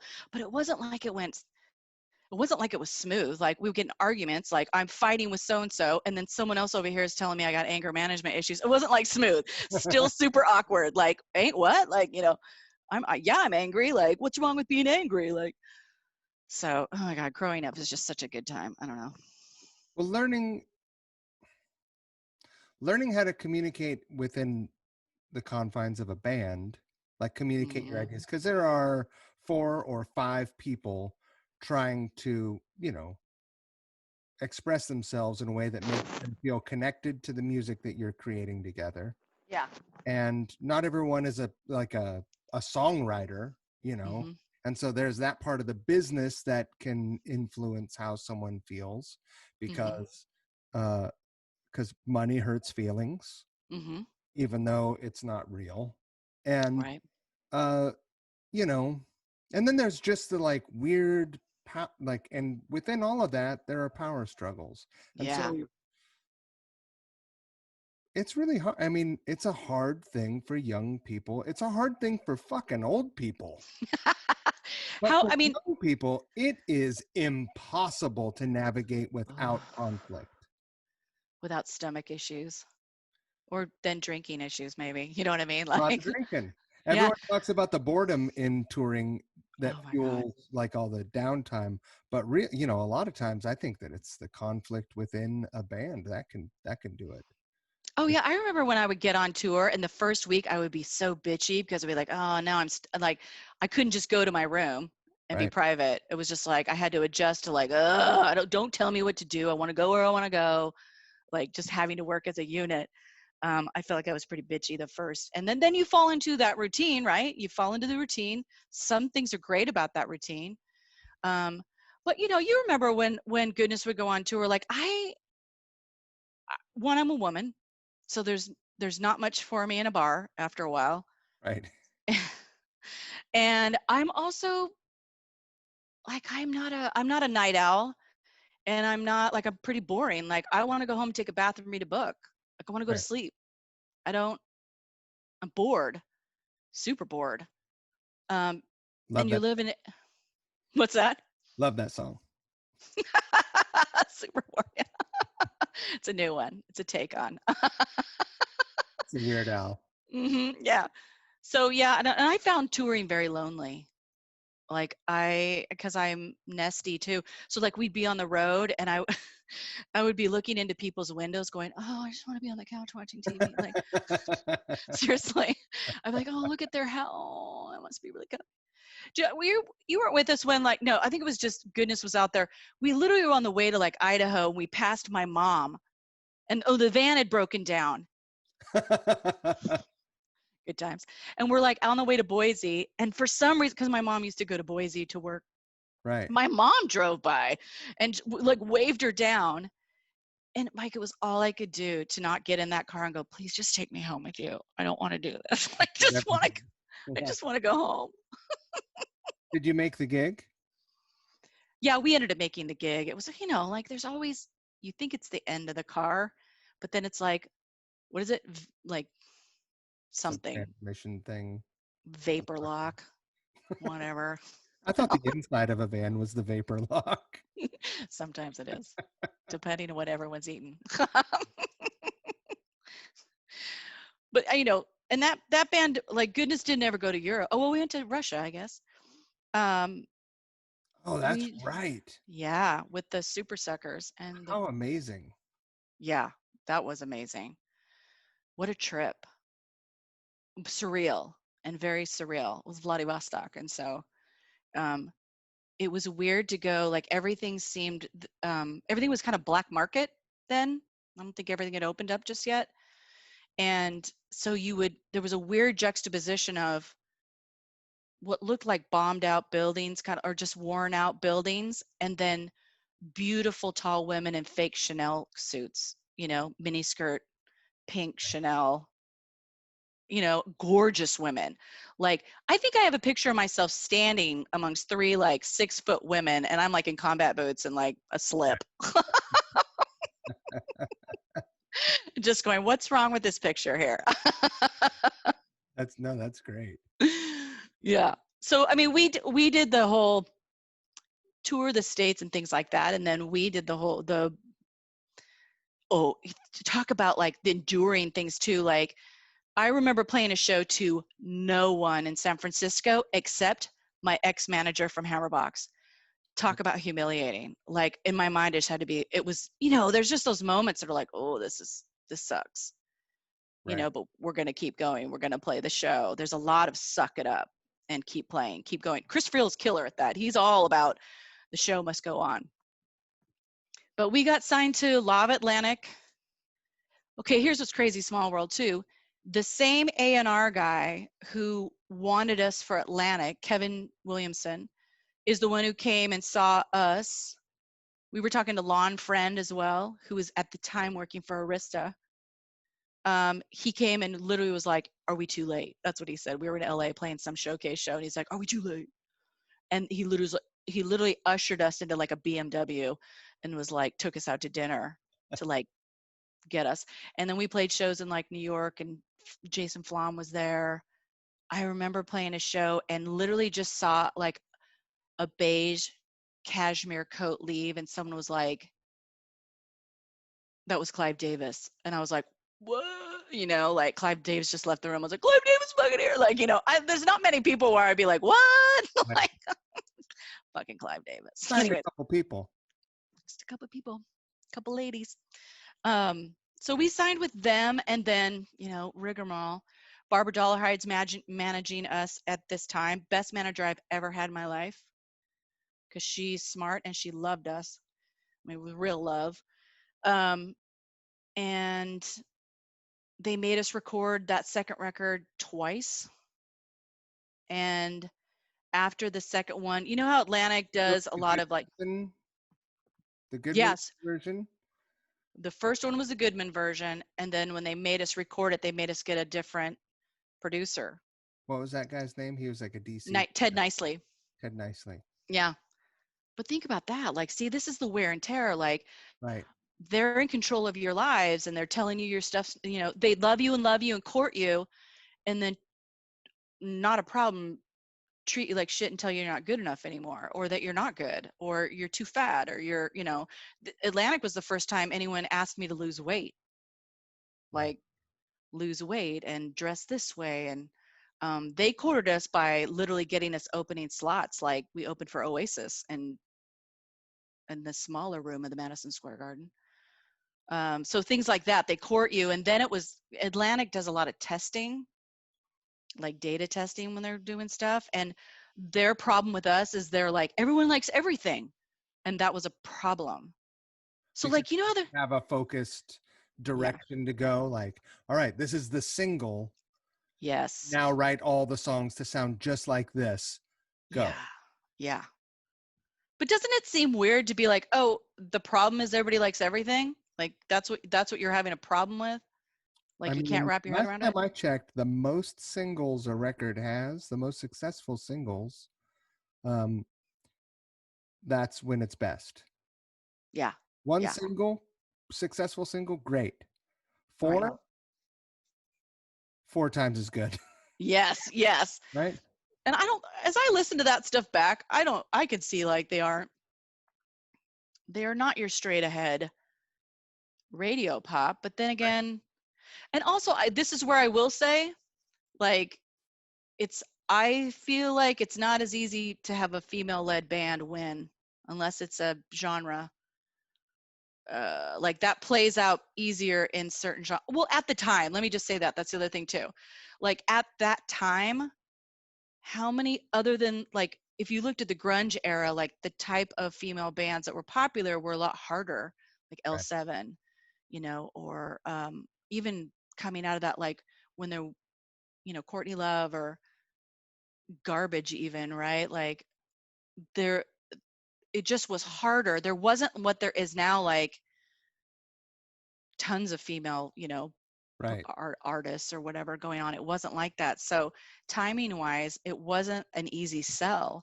And then like Alanis Morissette came out, and I remember thinking to myself, we're fucked. Like, you know what I mean? Like just, it was like, here's our token woman. And she's made this perfect angry, oh great, an angry lady record. And it's got cutting, like it's got the now production. Yeah. Got like drummy loop things in it, and Yeah. right. Totally. So case. yeah. Yeah. So we did that. And then there was a moment where basically Jason, I'll tell you this weird story. Maybe you already know this though. Jason Flom came to town, pulled me aside, and was like, and literally said to me, we don't give two shits about the band. We just want to make a record with you.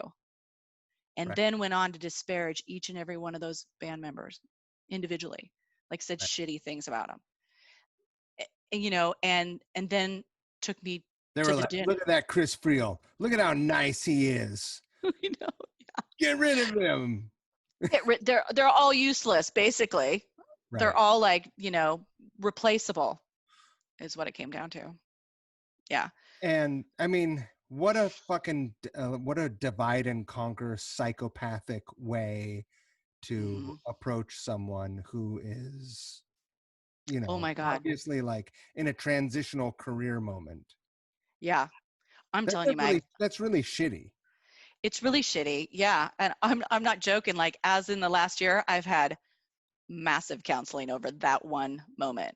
You should tweet that guy a new asshole. Somebody I know said they know him or is hanging out who's a huge fan of Goodness. And they're like, oh my God, I can't believe like Goodness. He's like, well, you can't win them all. And I was like, what a dick. I'm like, you can't destroy them all, I should say. But yeah, I just, in my mind, sure, when someone says, we want you, you get excited. But then my second thought, as he went on to say so many shitty things, was, if it's so easy for you to do that, how easy will it be for you to fuck me over? Right. That was my second thought. So I didn't go with them. They dropped Goodness. We got signed 2 more times to Immortal, Epic, and I can't even remember, Mike. I don't even remember. I don't know. It was such temporary living, temporary housing. But Immortal, that was Anthem, right? No, Lava Atlantic put out Anthem. They put it out. No, wait, maybe you're right. Oh my God, I don't even know. I still love the sort of like the Russian, what do you call it? The sort of like war effort posters. Like, oh yeah. The vibe of that artwork is great. Oh, you do like that? Oh God, who's the Mark Van Ness did all the photography, who I knew in college. I knew who he was anyways. Isn't that small world? But yeah, I think Lava put that out though. Fuck, I can't remember. How gratifying, let's flash forward a little bit. How gratifying was it for you to, independent of any, the umbrella of a band name, make your own first, like do your own music that you organized, you brought players in, you did everything? Yeah, it felt like the natural evolution of things. Like in my mind, I was like, well, it felt like now's the time. I've logged enough time writing. I mean, Danny and I were the main writers of Goodness. So it's sort of like tiers of like, okay, you started doing this, now you've done a bit more. It felt natural to then go, now you need to do solo stuff and see on your own what kind of things you make, right? Like what kind of more pressure? No, I felt liberation. Right. Viva the dictatorship, my friend. I think that bands, I love a democratic idea within a band, but there has to be, well, yeah, the idea, because the idea is fucking great, right?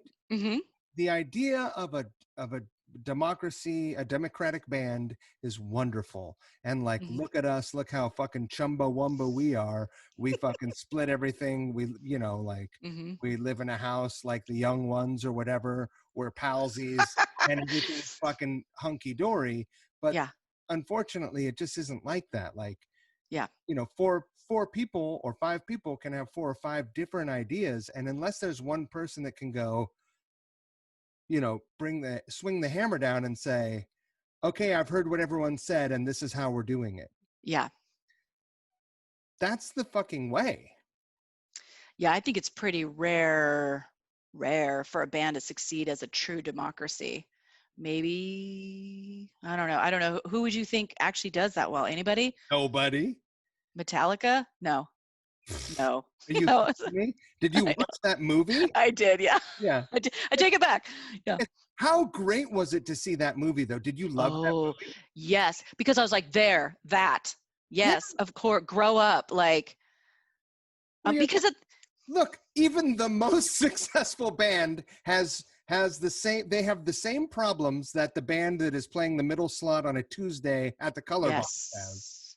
Yes, because you're human beings, right? Yeah. I mean, I love like dispelling like fantasy too. I'm just like, no, these are people. Like, let's not blow them out of proportion, because that's not what's true. And like, I find a farce way more painful, like fakey stuff way more painful, because I know it's fakey.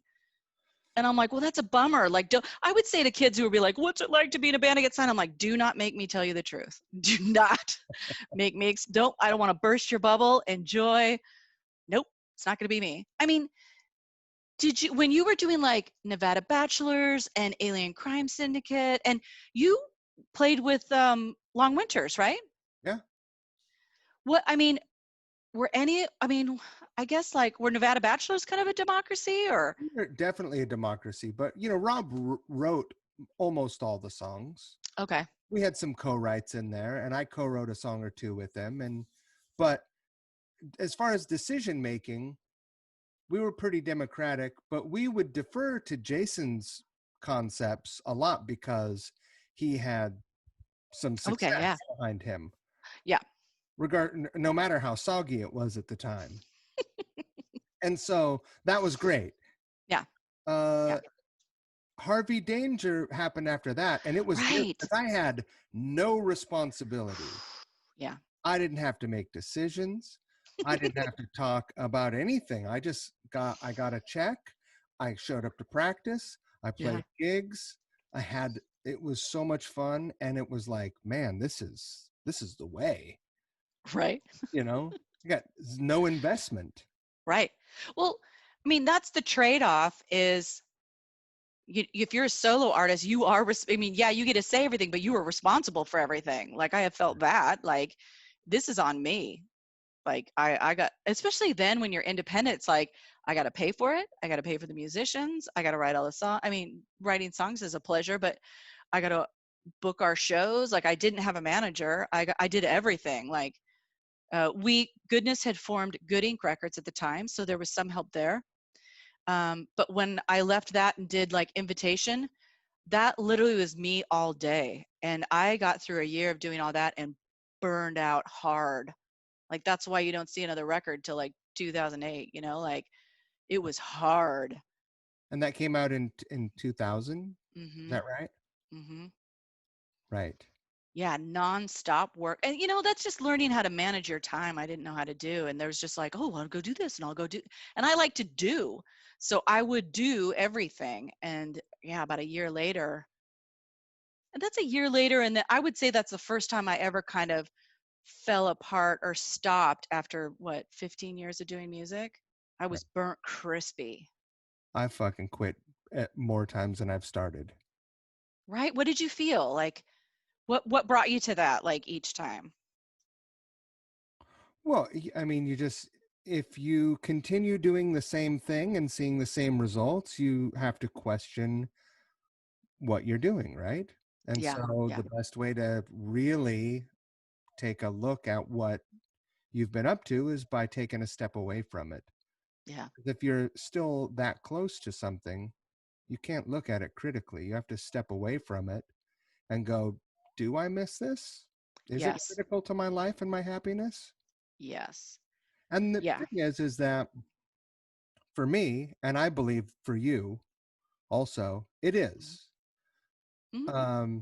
But the way you employ it in your life doesn't have to be, right. There are so many times in my life where I've just been, I'm a sober person now. So I'm able to take all the energy that I used to put into destructive things and put them into, more focused, positive, productive things. So, yeah, it does, but it doesn't always have to be like, all right, I'm going to make a record. I'm going on tour. I'm doing this. Like, the world has changed. It's moved on. Yeah. And I'm fucking almost 50. So nobody fucking cares. Right. Well, I'm 54, right? Like, yeah. A couple people care, but I mean, nobody cares about me seeing me get, like, I'm not going on tour. Maybe I'll tour the podcast someday. I don't know. What the fuck? Oh my God, that would be amazing. What do I know? I would come do that. I love that. That would be great. Yeah. Oh, I love that. Did you ever feel like this? So I feel like once I did, just in timeline of life, like once I did Invitation and then kind of burned out, like I fell into a real dark night of the soul for myself.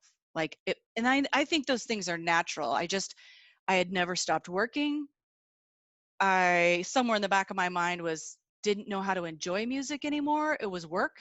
Right. Like, I remember when I met my husband, I asked him, oh, do you play music? Okay, you'll love this. He didn't know who I was at all Right. because he's 12 years younger than me. Right. He's an old man though, don't. But he didn't know anything, and I remember saying like, oh, you play bass. I said, oh, what do you, the natural, like, oh, what do you play in a band? He goes, no, I just play for fun in the basement with my brother. And I was like, fun? Fun? What's that? Fun And music. yeah. And I didn't know. And just other things too. I think all the stuff I didn't process about myself, my own personal growth, just like, boom, hit me. I think I was 38 too at the time. So you hit this kind of midlife wall of like, now what? And like you said, the music industry had changed. It's a long road to do music. Like I wasn't signed or anything. I was doing solo stuff. So I really came to this either moment of really just fell on my face, super depression era years. And then, but also massive questioning, which is what it is, right? Like, Right. why do I had to really work out, like, and it took me years to go, why do I do music? Why? Like, everyone writes a stupid song. Why should I write another one? Like, who cares? And I know my why now for me, but that's through a lot of like figuring out other things too, like what's true and what's important. And, those, I think that currently, like the understanding I have for myself now has come through many filters and things that have happened to me in When you order to me to, decided that, when you just realized that music was crucial to you in that time, was it a really slow curve, or mhm. was there a long slow curve and a lightning bolt moment? It was super long curve because I had so much mental bullshit to work through. Right. Like I had been doing music as a job, and then since it was popular, I fell into this like, well, people like you, you should do it. You know what I mean? Like, Well, a lot of peop your self esteem and self, mhm, is attached to mhm. what you're doing. When you get in front of people, like, you're getting an energy back. Yeah. Ooh. Very easy to feed on that, and if you remove that from your sort of like, you know Yeah. the Yeah. nourishment of your soul, and probably more importantly your ego, uh Well, until you I didn't. get to a certain point. I mean, well, you knew me. It's like I didn't. I'm a really pragmatic person, so like I wasn't ever like I didn't do bands so I could get attention. I got attention, but what I didn't anticipate was not having because I got a corporate job, right? So I just went from being queen of my castle to now having to follow someone else's rule. Like I didn't know. I started to discover all the things I didn't know I would miss, like you said, being on stage and getting that rush, exercising on stage. You know what I mean? Like um, having the freedom to fully be myself whenever I fucking felt like it, as I see fit. That's huge, especially in a work world where, there's all kinds of game playing and crapola. Like I didn't anticipate the like demolition of my self-esteem into that. But also the mind, I started to learn like all the mind games I play on myself. Like I'm extremely awful to myself in terms of critique. Like, what are you doing? Chop, chop, you should, like you can do this. Why aren't you doing it? Why are you so scared? Like, and just compounding things on myself of like, I'm mad that I'm sad. Right. Like, I'm mad that I'm sad, but I can't move. And I got massive anxiety. Like I started taking years ago citalopram because I was having panic attacks. It's paralyzed. Um, Paralyzed. Oh, it's just the worst. Um, but all of that awfulness, like so much was in there. And sometimes you just need that space to be like, you just need to fall apart. And this is the process of ask all the questions, fall on your face again. I'm just learning about myself because now I got the time and space to do it. And I think all of that learning is literally, I would say, up until today. Right. Like I haven't felt this good in decades. That sounds sad, but that's really true. Like that's through my mom dying and so many things that are just Right. game changers. Like, and there's the thing I started to realize was, and tried to be softer with myself, was like, there's nothing you can do here. Like this, like, especially my mom passing, it was like, oh, there's going to be no getting around this. Like, you're going to have to surrender. So I've gotten really friendly, best friends with surrender, in a healthy way. That's like, don't beat yourself up, step back, be quiet, see what you think about. Like, I've had to build a relationship with myself. Like, I would say all through Hammerbox of Goodness, I never once stopped and said, hey, how's this working for you? Like, are you happy? Like, what would you like to do? I just was like, I'm in work mode. Like, Life is a rodeo ride. It's not a $5 pony ride that that's bridled up and you get on it and you walk around in some circles a few times. It's, you know, it's not that parking lot pony ride. It is a right. fucking rodeo, and you are going to get bucked off. You're going Yeah. to get some broken ribs, Oh, and but you get back up and yeah. get back on, right? Yeah.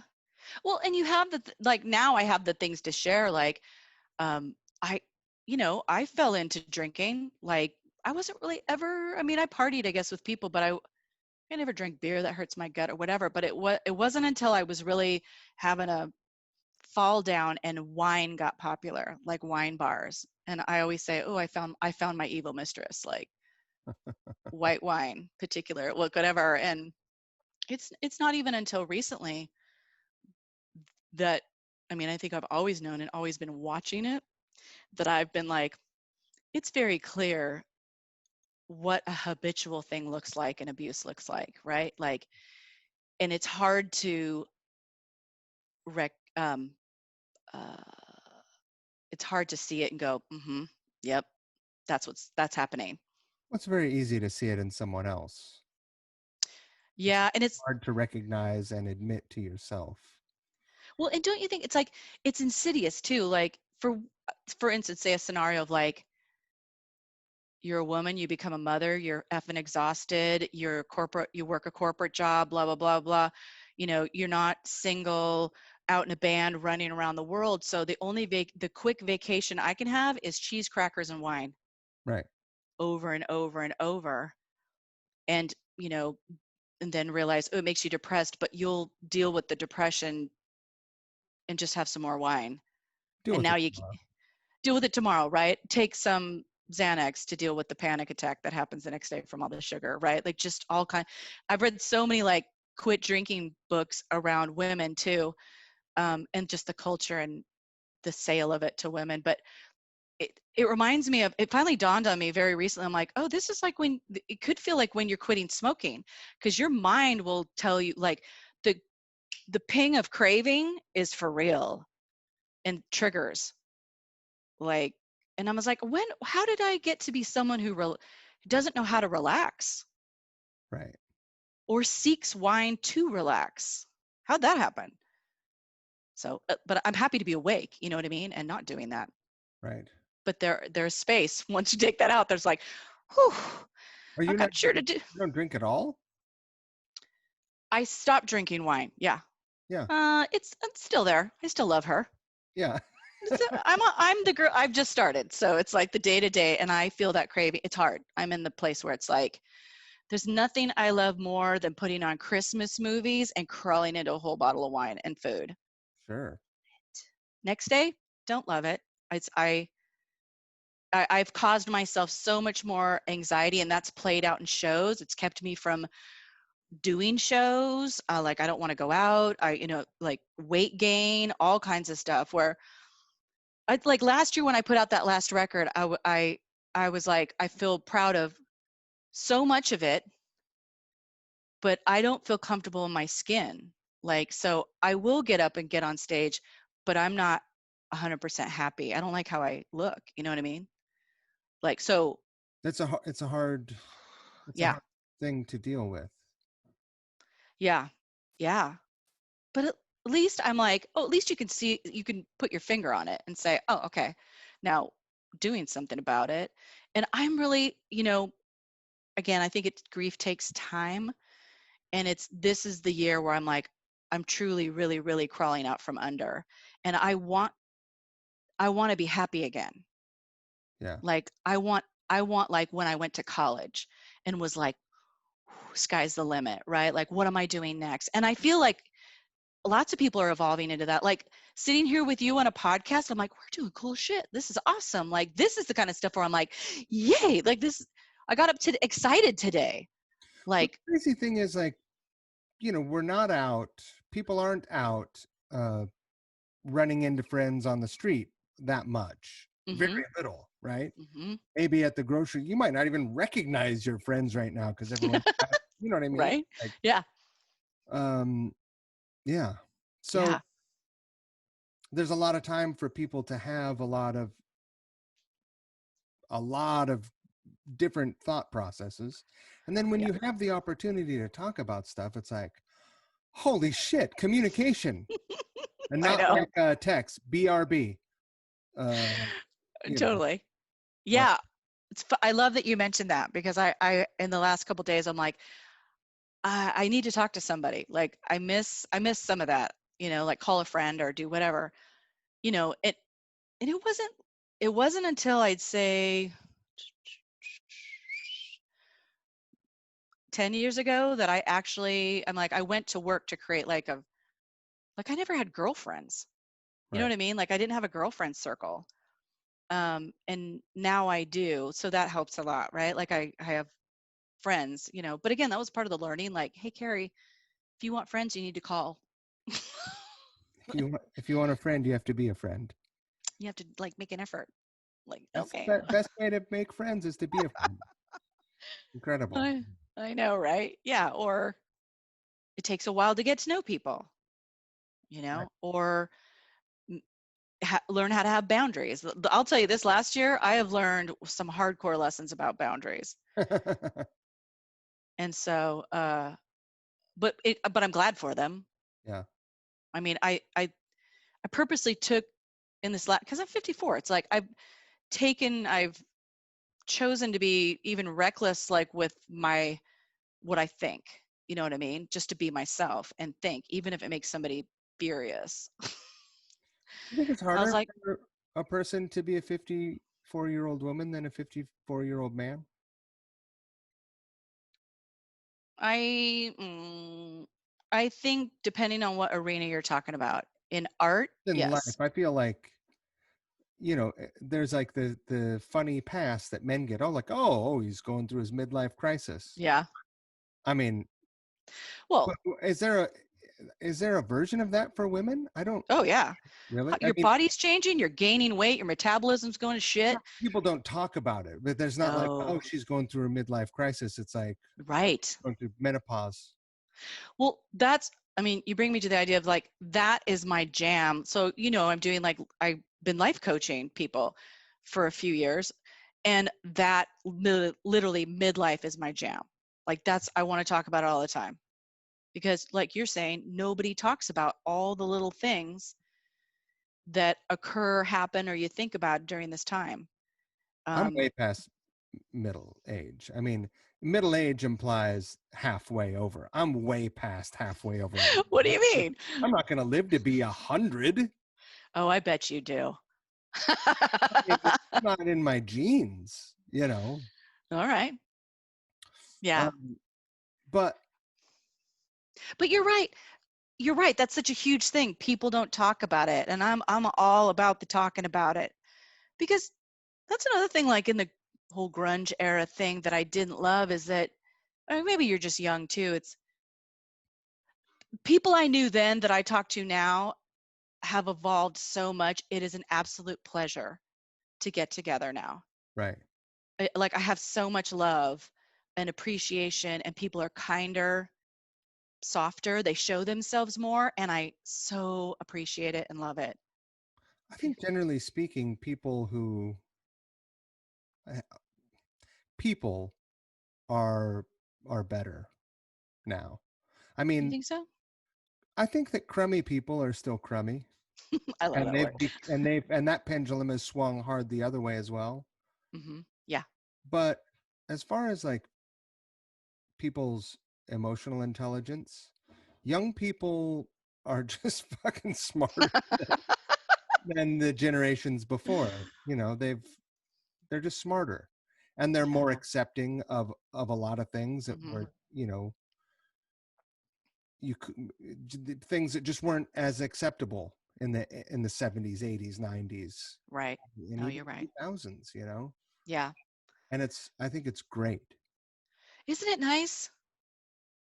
I really appreciate it, and I really love it. I really love it. Like, I'm so excited to be talking to you. I love, love, love it on a deep, honest level. No, this Deep, is great. Yeah. deep, deep. um Happy. So, well, let me ask you this. mm, Let's say we'll just call 2020 the American, or the troubles of the world. The Ireland had the troubles, right? These are the troubles of the world. mm-hmm, if if they vanished tomorrow, mm-hmm. what would you like, if if the vaccine shit works and it's just like, all right, everyone, we're partying again, kick open the Hmm. doors, Yeah, masks off, yeah. um we're going maskless at the beach, uh, what would you do differently than you did, eh, in 2019 and before? I would not. I mean, and I would not hesitate to like even deeper live in a sense of be authentic, right? Like, I'm gonna say what I say, and be kinder to myself. But I would also rush to bandmates because I miss playing music. I would also rush to go do live things like your podcast. Like, I can't get close. I can't get to my friend fast enough. Like, Right. to be together, right? Like, I have friends who were talking about doing workshops, right? But I'm coaching people. But I was like, I crave being with them because I also, on some level, physically being together, like, say, like, say in a band, like physically being together, playing off each other, all of that. Also at this time in life, like getting to go play with, like if I got a chance to play with you or playing with DeJulio or Musburger or all those guys, like I have such a deep gratitude around A that category of characters, of heavy players, like, I know. take it And easy what, with it. isn't it the best? Like, I have love for it, like didn't before. I don't think, like, I would one go dive into that, but then also, with like coaching and stuff, like the healing stuff, I really want to be with people because I think touch is important, like to be able to hold someone's hand or physically be in the room with them, holding space for them and witnessing them and telling them like, I am here with you, and I Right. see you, and it's everything's going to be okay, or hold your hand or whatever. So there's that whole element of stuff like that. I would rush to, I want to do going forward. Tell me about the coaching thing. Well, I start, kind of on that, midlife thing. um I started thinking about like, well, what else seems authentic to me or true that I like to do, or that is authentic to me. And I was getting really burnt out on project management jobs. Like, it's not really, I can do it, but it wasn't really me. And so I was like, okay, we're coming to that conversation. And I realized I like to care for people, and I come with like such a massive array of experience, like good and bad, that I could and love to bring it to the table. And it dawned on me, like, even as a kid, like I like to stick up for the underdog. I have the ability, like I'm not risk adverse, like, joining Hammerbox, it didn't cross my mind, like whatever, like I have that. I would like to give that to somebody else. So I would like take anything that is sort of my essence, or however I am, and give that to someone else. Like, I always say, like, I am a killer journey buddy. Like, I will be the voice on your shoulder going, hell yeah, we're gonna go do that. Right. We're gonna fucking get that. Because Yeah, that comes you've to me kind of always naturally. had that spirit, though. Hmm? You've always had that spirit of like, just do it, Uh, and figure it out, and make it happen. And when things don't work, figure out how to fix them. And mhm. if they're broken, kick it to the side or repair it. Like, Yeah. Yeah. I've seen Well, in you, yeah, a lot. Well, that's based on other things too. Like everyone has their fears that drive them, right? Like I guess I have a natural, what's underneath that is a natural, not active all the time, but like I I won't be able to handle getting to 80 and not having done it. Like that Right. pressure and regret is way more scary to me than the doing of the thing. It's Like, better to regret something you have done than to regret something you haven't yes, done. because you can never go back. It's just you're shit out of luck. Right. Like I don't uh buy that well. I don't like I'm not, I don't want to be on my fucking deathbed and be like, God, I wish I right? would have Yeah. made a solo record. I mean, think about how hard it is just to live with regrets you have anyway. Like it's just a pile of shit. It's so hard. Right. Forgiveness, like self-forgiveness. Sure. No, you Super can. Yeah, if you hold on to that stuff, you know, it's yeah. an electric blanket that will burn you to a crisp. You I know, love that. that is not. That's It is really good not. analogy. It is not cozy. That thing is Well, like 120. I mean, in your sober, like your sobriety, like are there the things you wrestle with and how do you handle it? Like what's your process for compassion for yourself or whatever, or handling situations? I don't. I mean, I'm able to embrace my sense of humor for myself better than ever before. Well, you have great humor. You've I mean, always had a killer sense of humor. but I don't take, it's like you can be very serious about what you're doing and go for it, but you have to realize, I mean, it matters to you and it matters to people that it touches, but Hmm. in the greater scope of things, what fucking matters? Yeah, Who cares? Like right, do something, it it succeeds, who cares? right, You do something and it fails, who cares? The important thing is you did something, right, right? And there's a lesson to be learned from both of those things.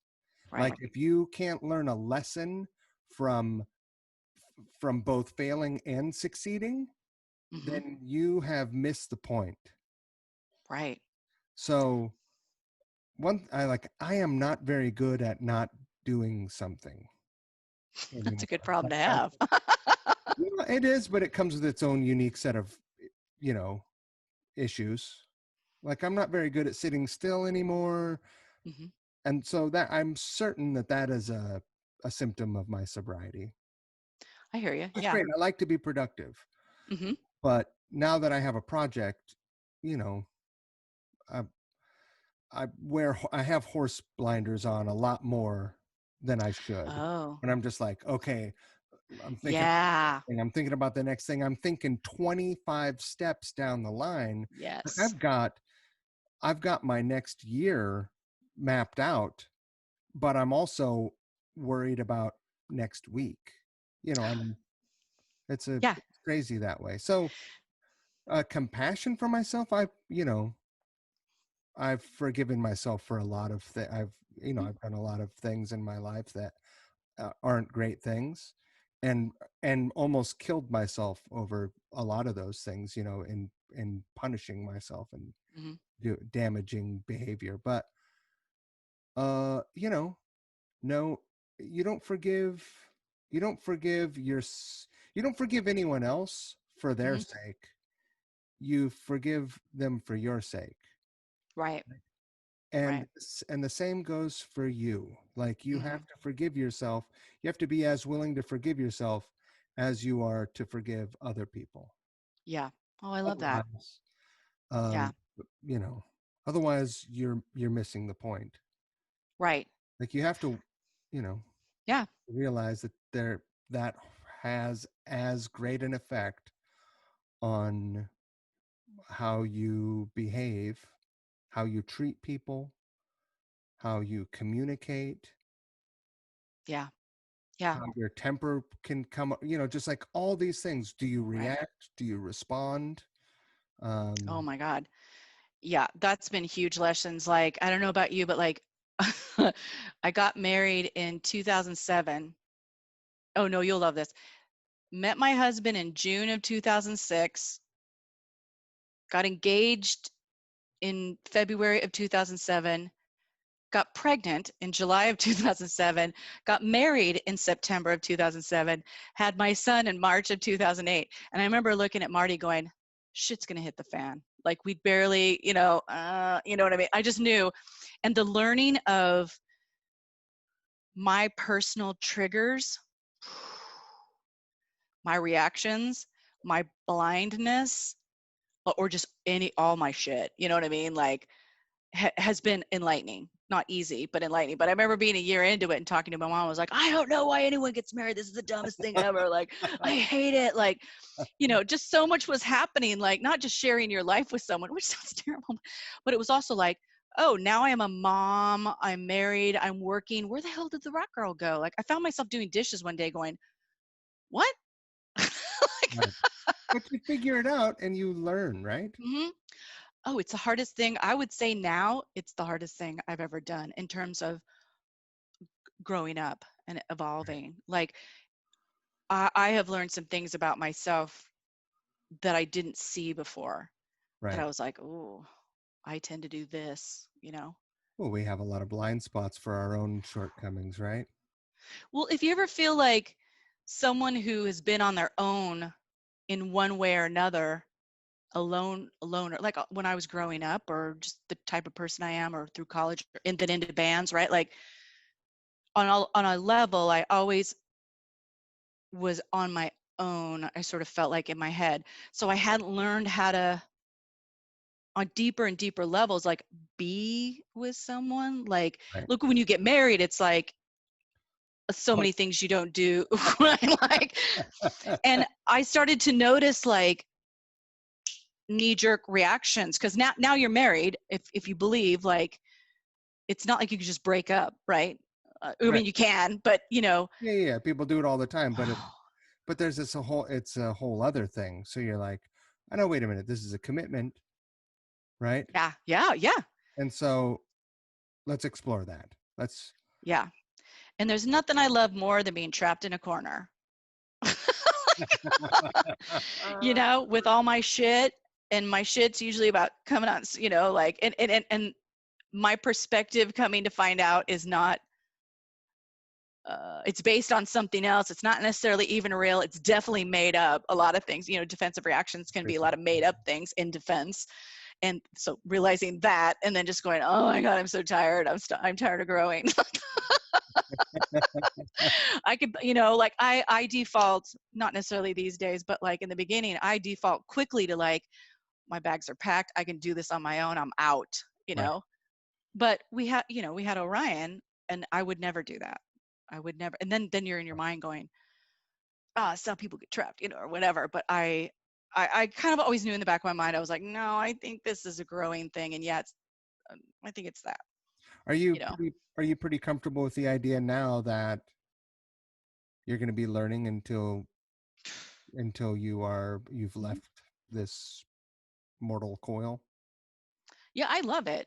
Yeah. Yeah. Oh, yeah. Yeah. I mean, my mom said to Marty one time, it was funny. I don't know if I was overhearing her. She was like, Carrie's always been a seeker. Like, she's always, like, I'm always reading. I'm always wondering. I might not be getting it right, but I'm always on the quest of like, what's next? What's this? What am I doing? Why is that happening? I'm constantly Right. doing that. Again, not necessarily getting it right, but definitely trying. And I don't mind that. Like, Do I, you want to get it right the first time, every time?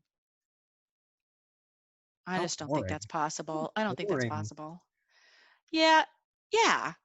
And I mean, I want to be happy, but I don't know if it's going to come that way. I just don't think it ever happens that way. Right. Because things are so, like, surprisingly to me, it shouldn't be a surprise, but things are complicated. There's a ton in each person, right? There's details, there's history, there's trauma, there's all, like anything you're doing, that's one of the things about slowing down that has been beneficial, is like, wait and see, like, calm down, like, take a breath, like, things will reveal themselves. It doesn't have to be like an offensive or something.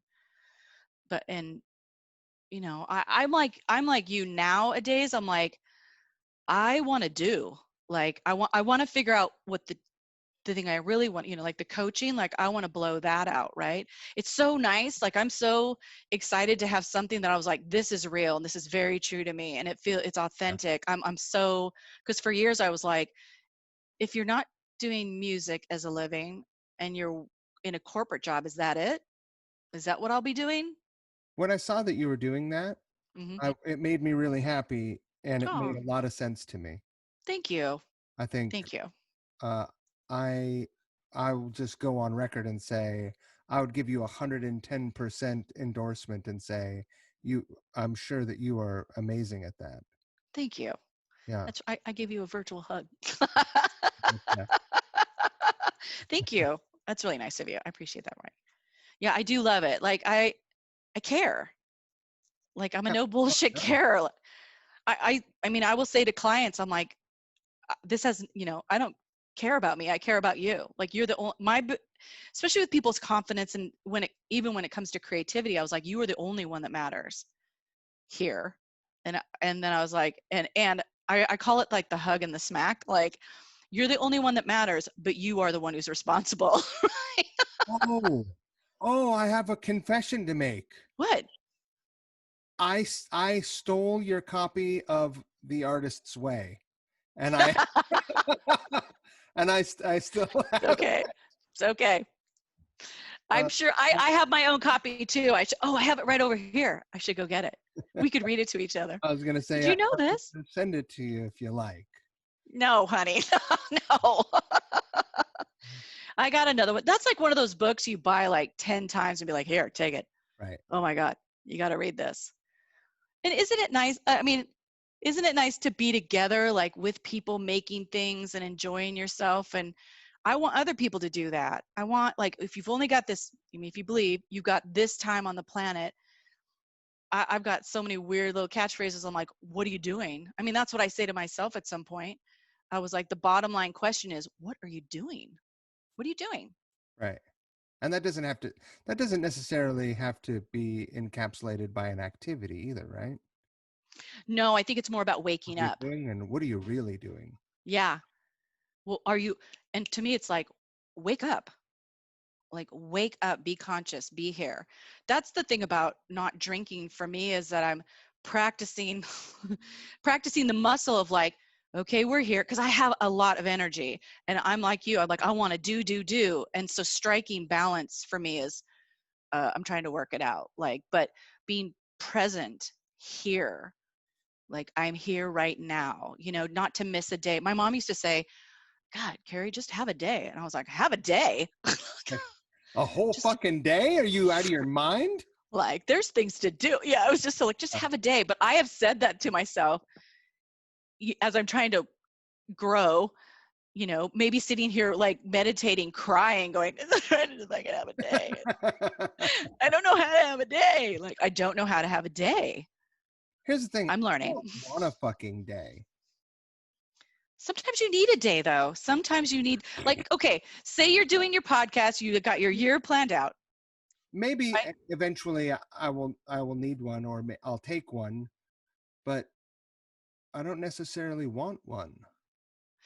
The day you'll need one is when you have forgotten and Oh, you haven't had one in years, right? Like when you're just working all the time right, and you're like, wow, I just haven't had a day where I relaxed. And right. now I don't know how. Shit. Well, it's so funny we live in this world where you can be hyper productive and still have sweatpants on all day and not be Oh, showered I'm or literally sitting shaven. in my bed. It's just like it's such a weird time. Maybe it's really cool. Like, look, what I love about it is that, You like, can not leave home. You can order your groceries to be delivered, and mhm, you can be in the height of your productivity. yes, Which this kind of thing has never existed yeah. um, in history. All distractions to the wayside, right? Too, as well. I mean, that's another thing about COVID is, not about COVID itself, but if you're forced to be here, then a lot of the distractions are removed from your plate. Right. And that could be like, okay, now look, we're taking the commute away and all this. Now, what are you going to do? You got all the time in the world. You can't leave the house. So some of me loves that. I'm like, great. Like if I, turn around and take advantage of that. And the technology, right? Like you're on the East Coast. I'm in Tacoma, Washington. I just love that shit. Like it's Great. also instantaneous. I do not love social media and the spending of your life on it. I mean, I utilize it. There's other things that I don't think are doing good things for brains, but removing obstacles that I felt like were wasting lives away, like commuting, caring about what I wear to work, putting on makeup, um, being around people and striving and trying to fit in a work culture or whatever, wasteful to me. Just a waste of time.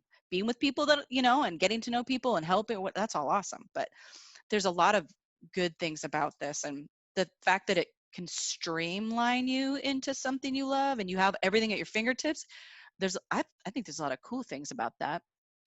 It's not going to take away missing people though, like being with them. Like I would love, like I want to come see your house. Like I want to come over and have big like outdoor farm table, whatever meal and record music and whatever. Go walk down the street. I want to go ride bikes with Christine. She's got a cool bike, like. Yeah. But that's what's hard. It's like, oh, you can't right now, unless you may never. We went on a I don't know, a six mile walk today because there's, 200 yards from our house there's two waterfalls, an old timey single lane bridge, Ooh. and and this like crazy rail trail that you can get up and walk or ride a bike on. So there are people out and about and doing things out here in the country. Like some folks are masked up and we didn't mask up on the trail because it's like you're out in the fucking woods. Occasionally Right. you come upon people, you don't go anywhere near them, and there you go. Bob's your uncle. Yeah. Well, things are usually we do that here, but I think right now we've gotten a little. I think in the last month, just because cases are skyrocketing. But I know there's sort of trial run of vaccination going on or whatever. Starts tomorrow. Oh, 2 does days it? ago. Oh. That's what I hear. Didn't realize that. I've seen the headlines. Could be as early as Monday. Really? Yeah. Interesting. Okay. Oh, that's interesting. Yeah, but we've been even a little more like I'm doing all things like ordering groceries and being here. Like, I don't know if I've left the house. I've gone to the porch. Right. You know what I mean? That's not the house. That is not the house. But even Marty, who goes on walks, he's like, I just kind of stopped doing it because there's a bunch of joggers and everybody out there like not masked up or whatever. And just because there's like 700 cases a day. Right. And so it's fucking crazy. Yeah. So, but if the vaccine works and it's all great, who knows? You might find me on your doorstep going, hey, motherfucker. Well, listen, I feel like we could talk for 5 hours, but we can't. Sure. Oh my God, it's 4:12. Look what time it was. It's I could talk to you forever here. Well, we're catching up, Mike. No, it's great. I love it. Here's the thing. I only pay for, I used to have these things. I had these things that like, I had an unlimited capacity to upload podcasts at my old server. The new one, and it was free. Now I pay for it. And so you have to pick a plan, like back when you had to pick a cell phone plan, like how many minutes are you going to use? And so, I typically limit these things to an hour and a half now because this is my first month. So anyway. Do you want me to send you a check for the amount of time? Yeah, for sure. If you don't mind. We'll split the cost. I wasn't trying to steer us out at an hour and a half because I was having a nice time talking. But the next person's going to get an hour. But look, like I haven't talked to you like long time in like 20 years. So I was really looking forward to it. And I have had a wonderful time. And I don't want it to be the last time. Yeah. Well, let's make sure. Okay. Let's make sure. You got it. So let's see. Couple things before we hang up. Actually, we can end now. And then, hold on. I'm going to turn this off. You want to say goodbye? Bye. Thank you, Mike. I've had such a good time. So I really appreciate it. And I love what you're doing. I follow it. I love it. Awesome. Thank you so much. You're welcome.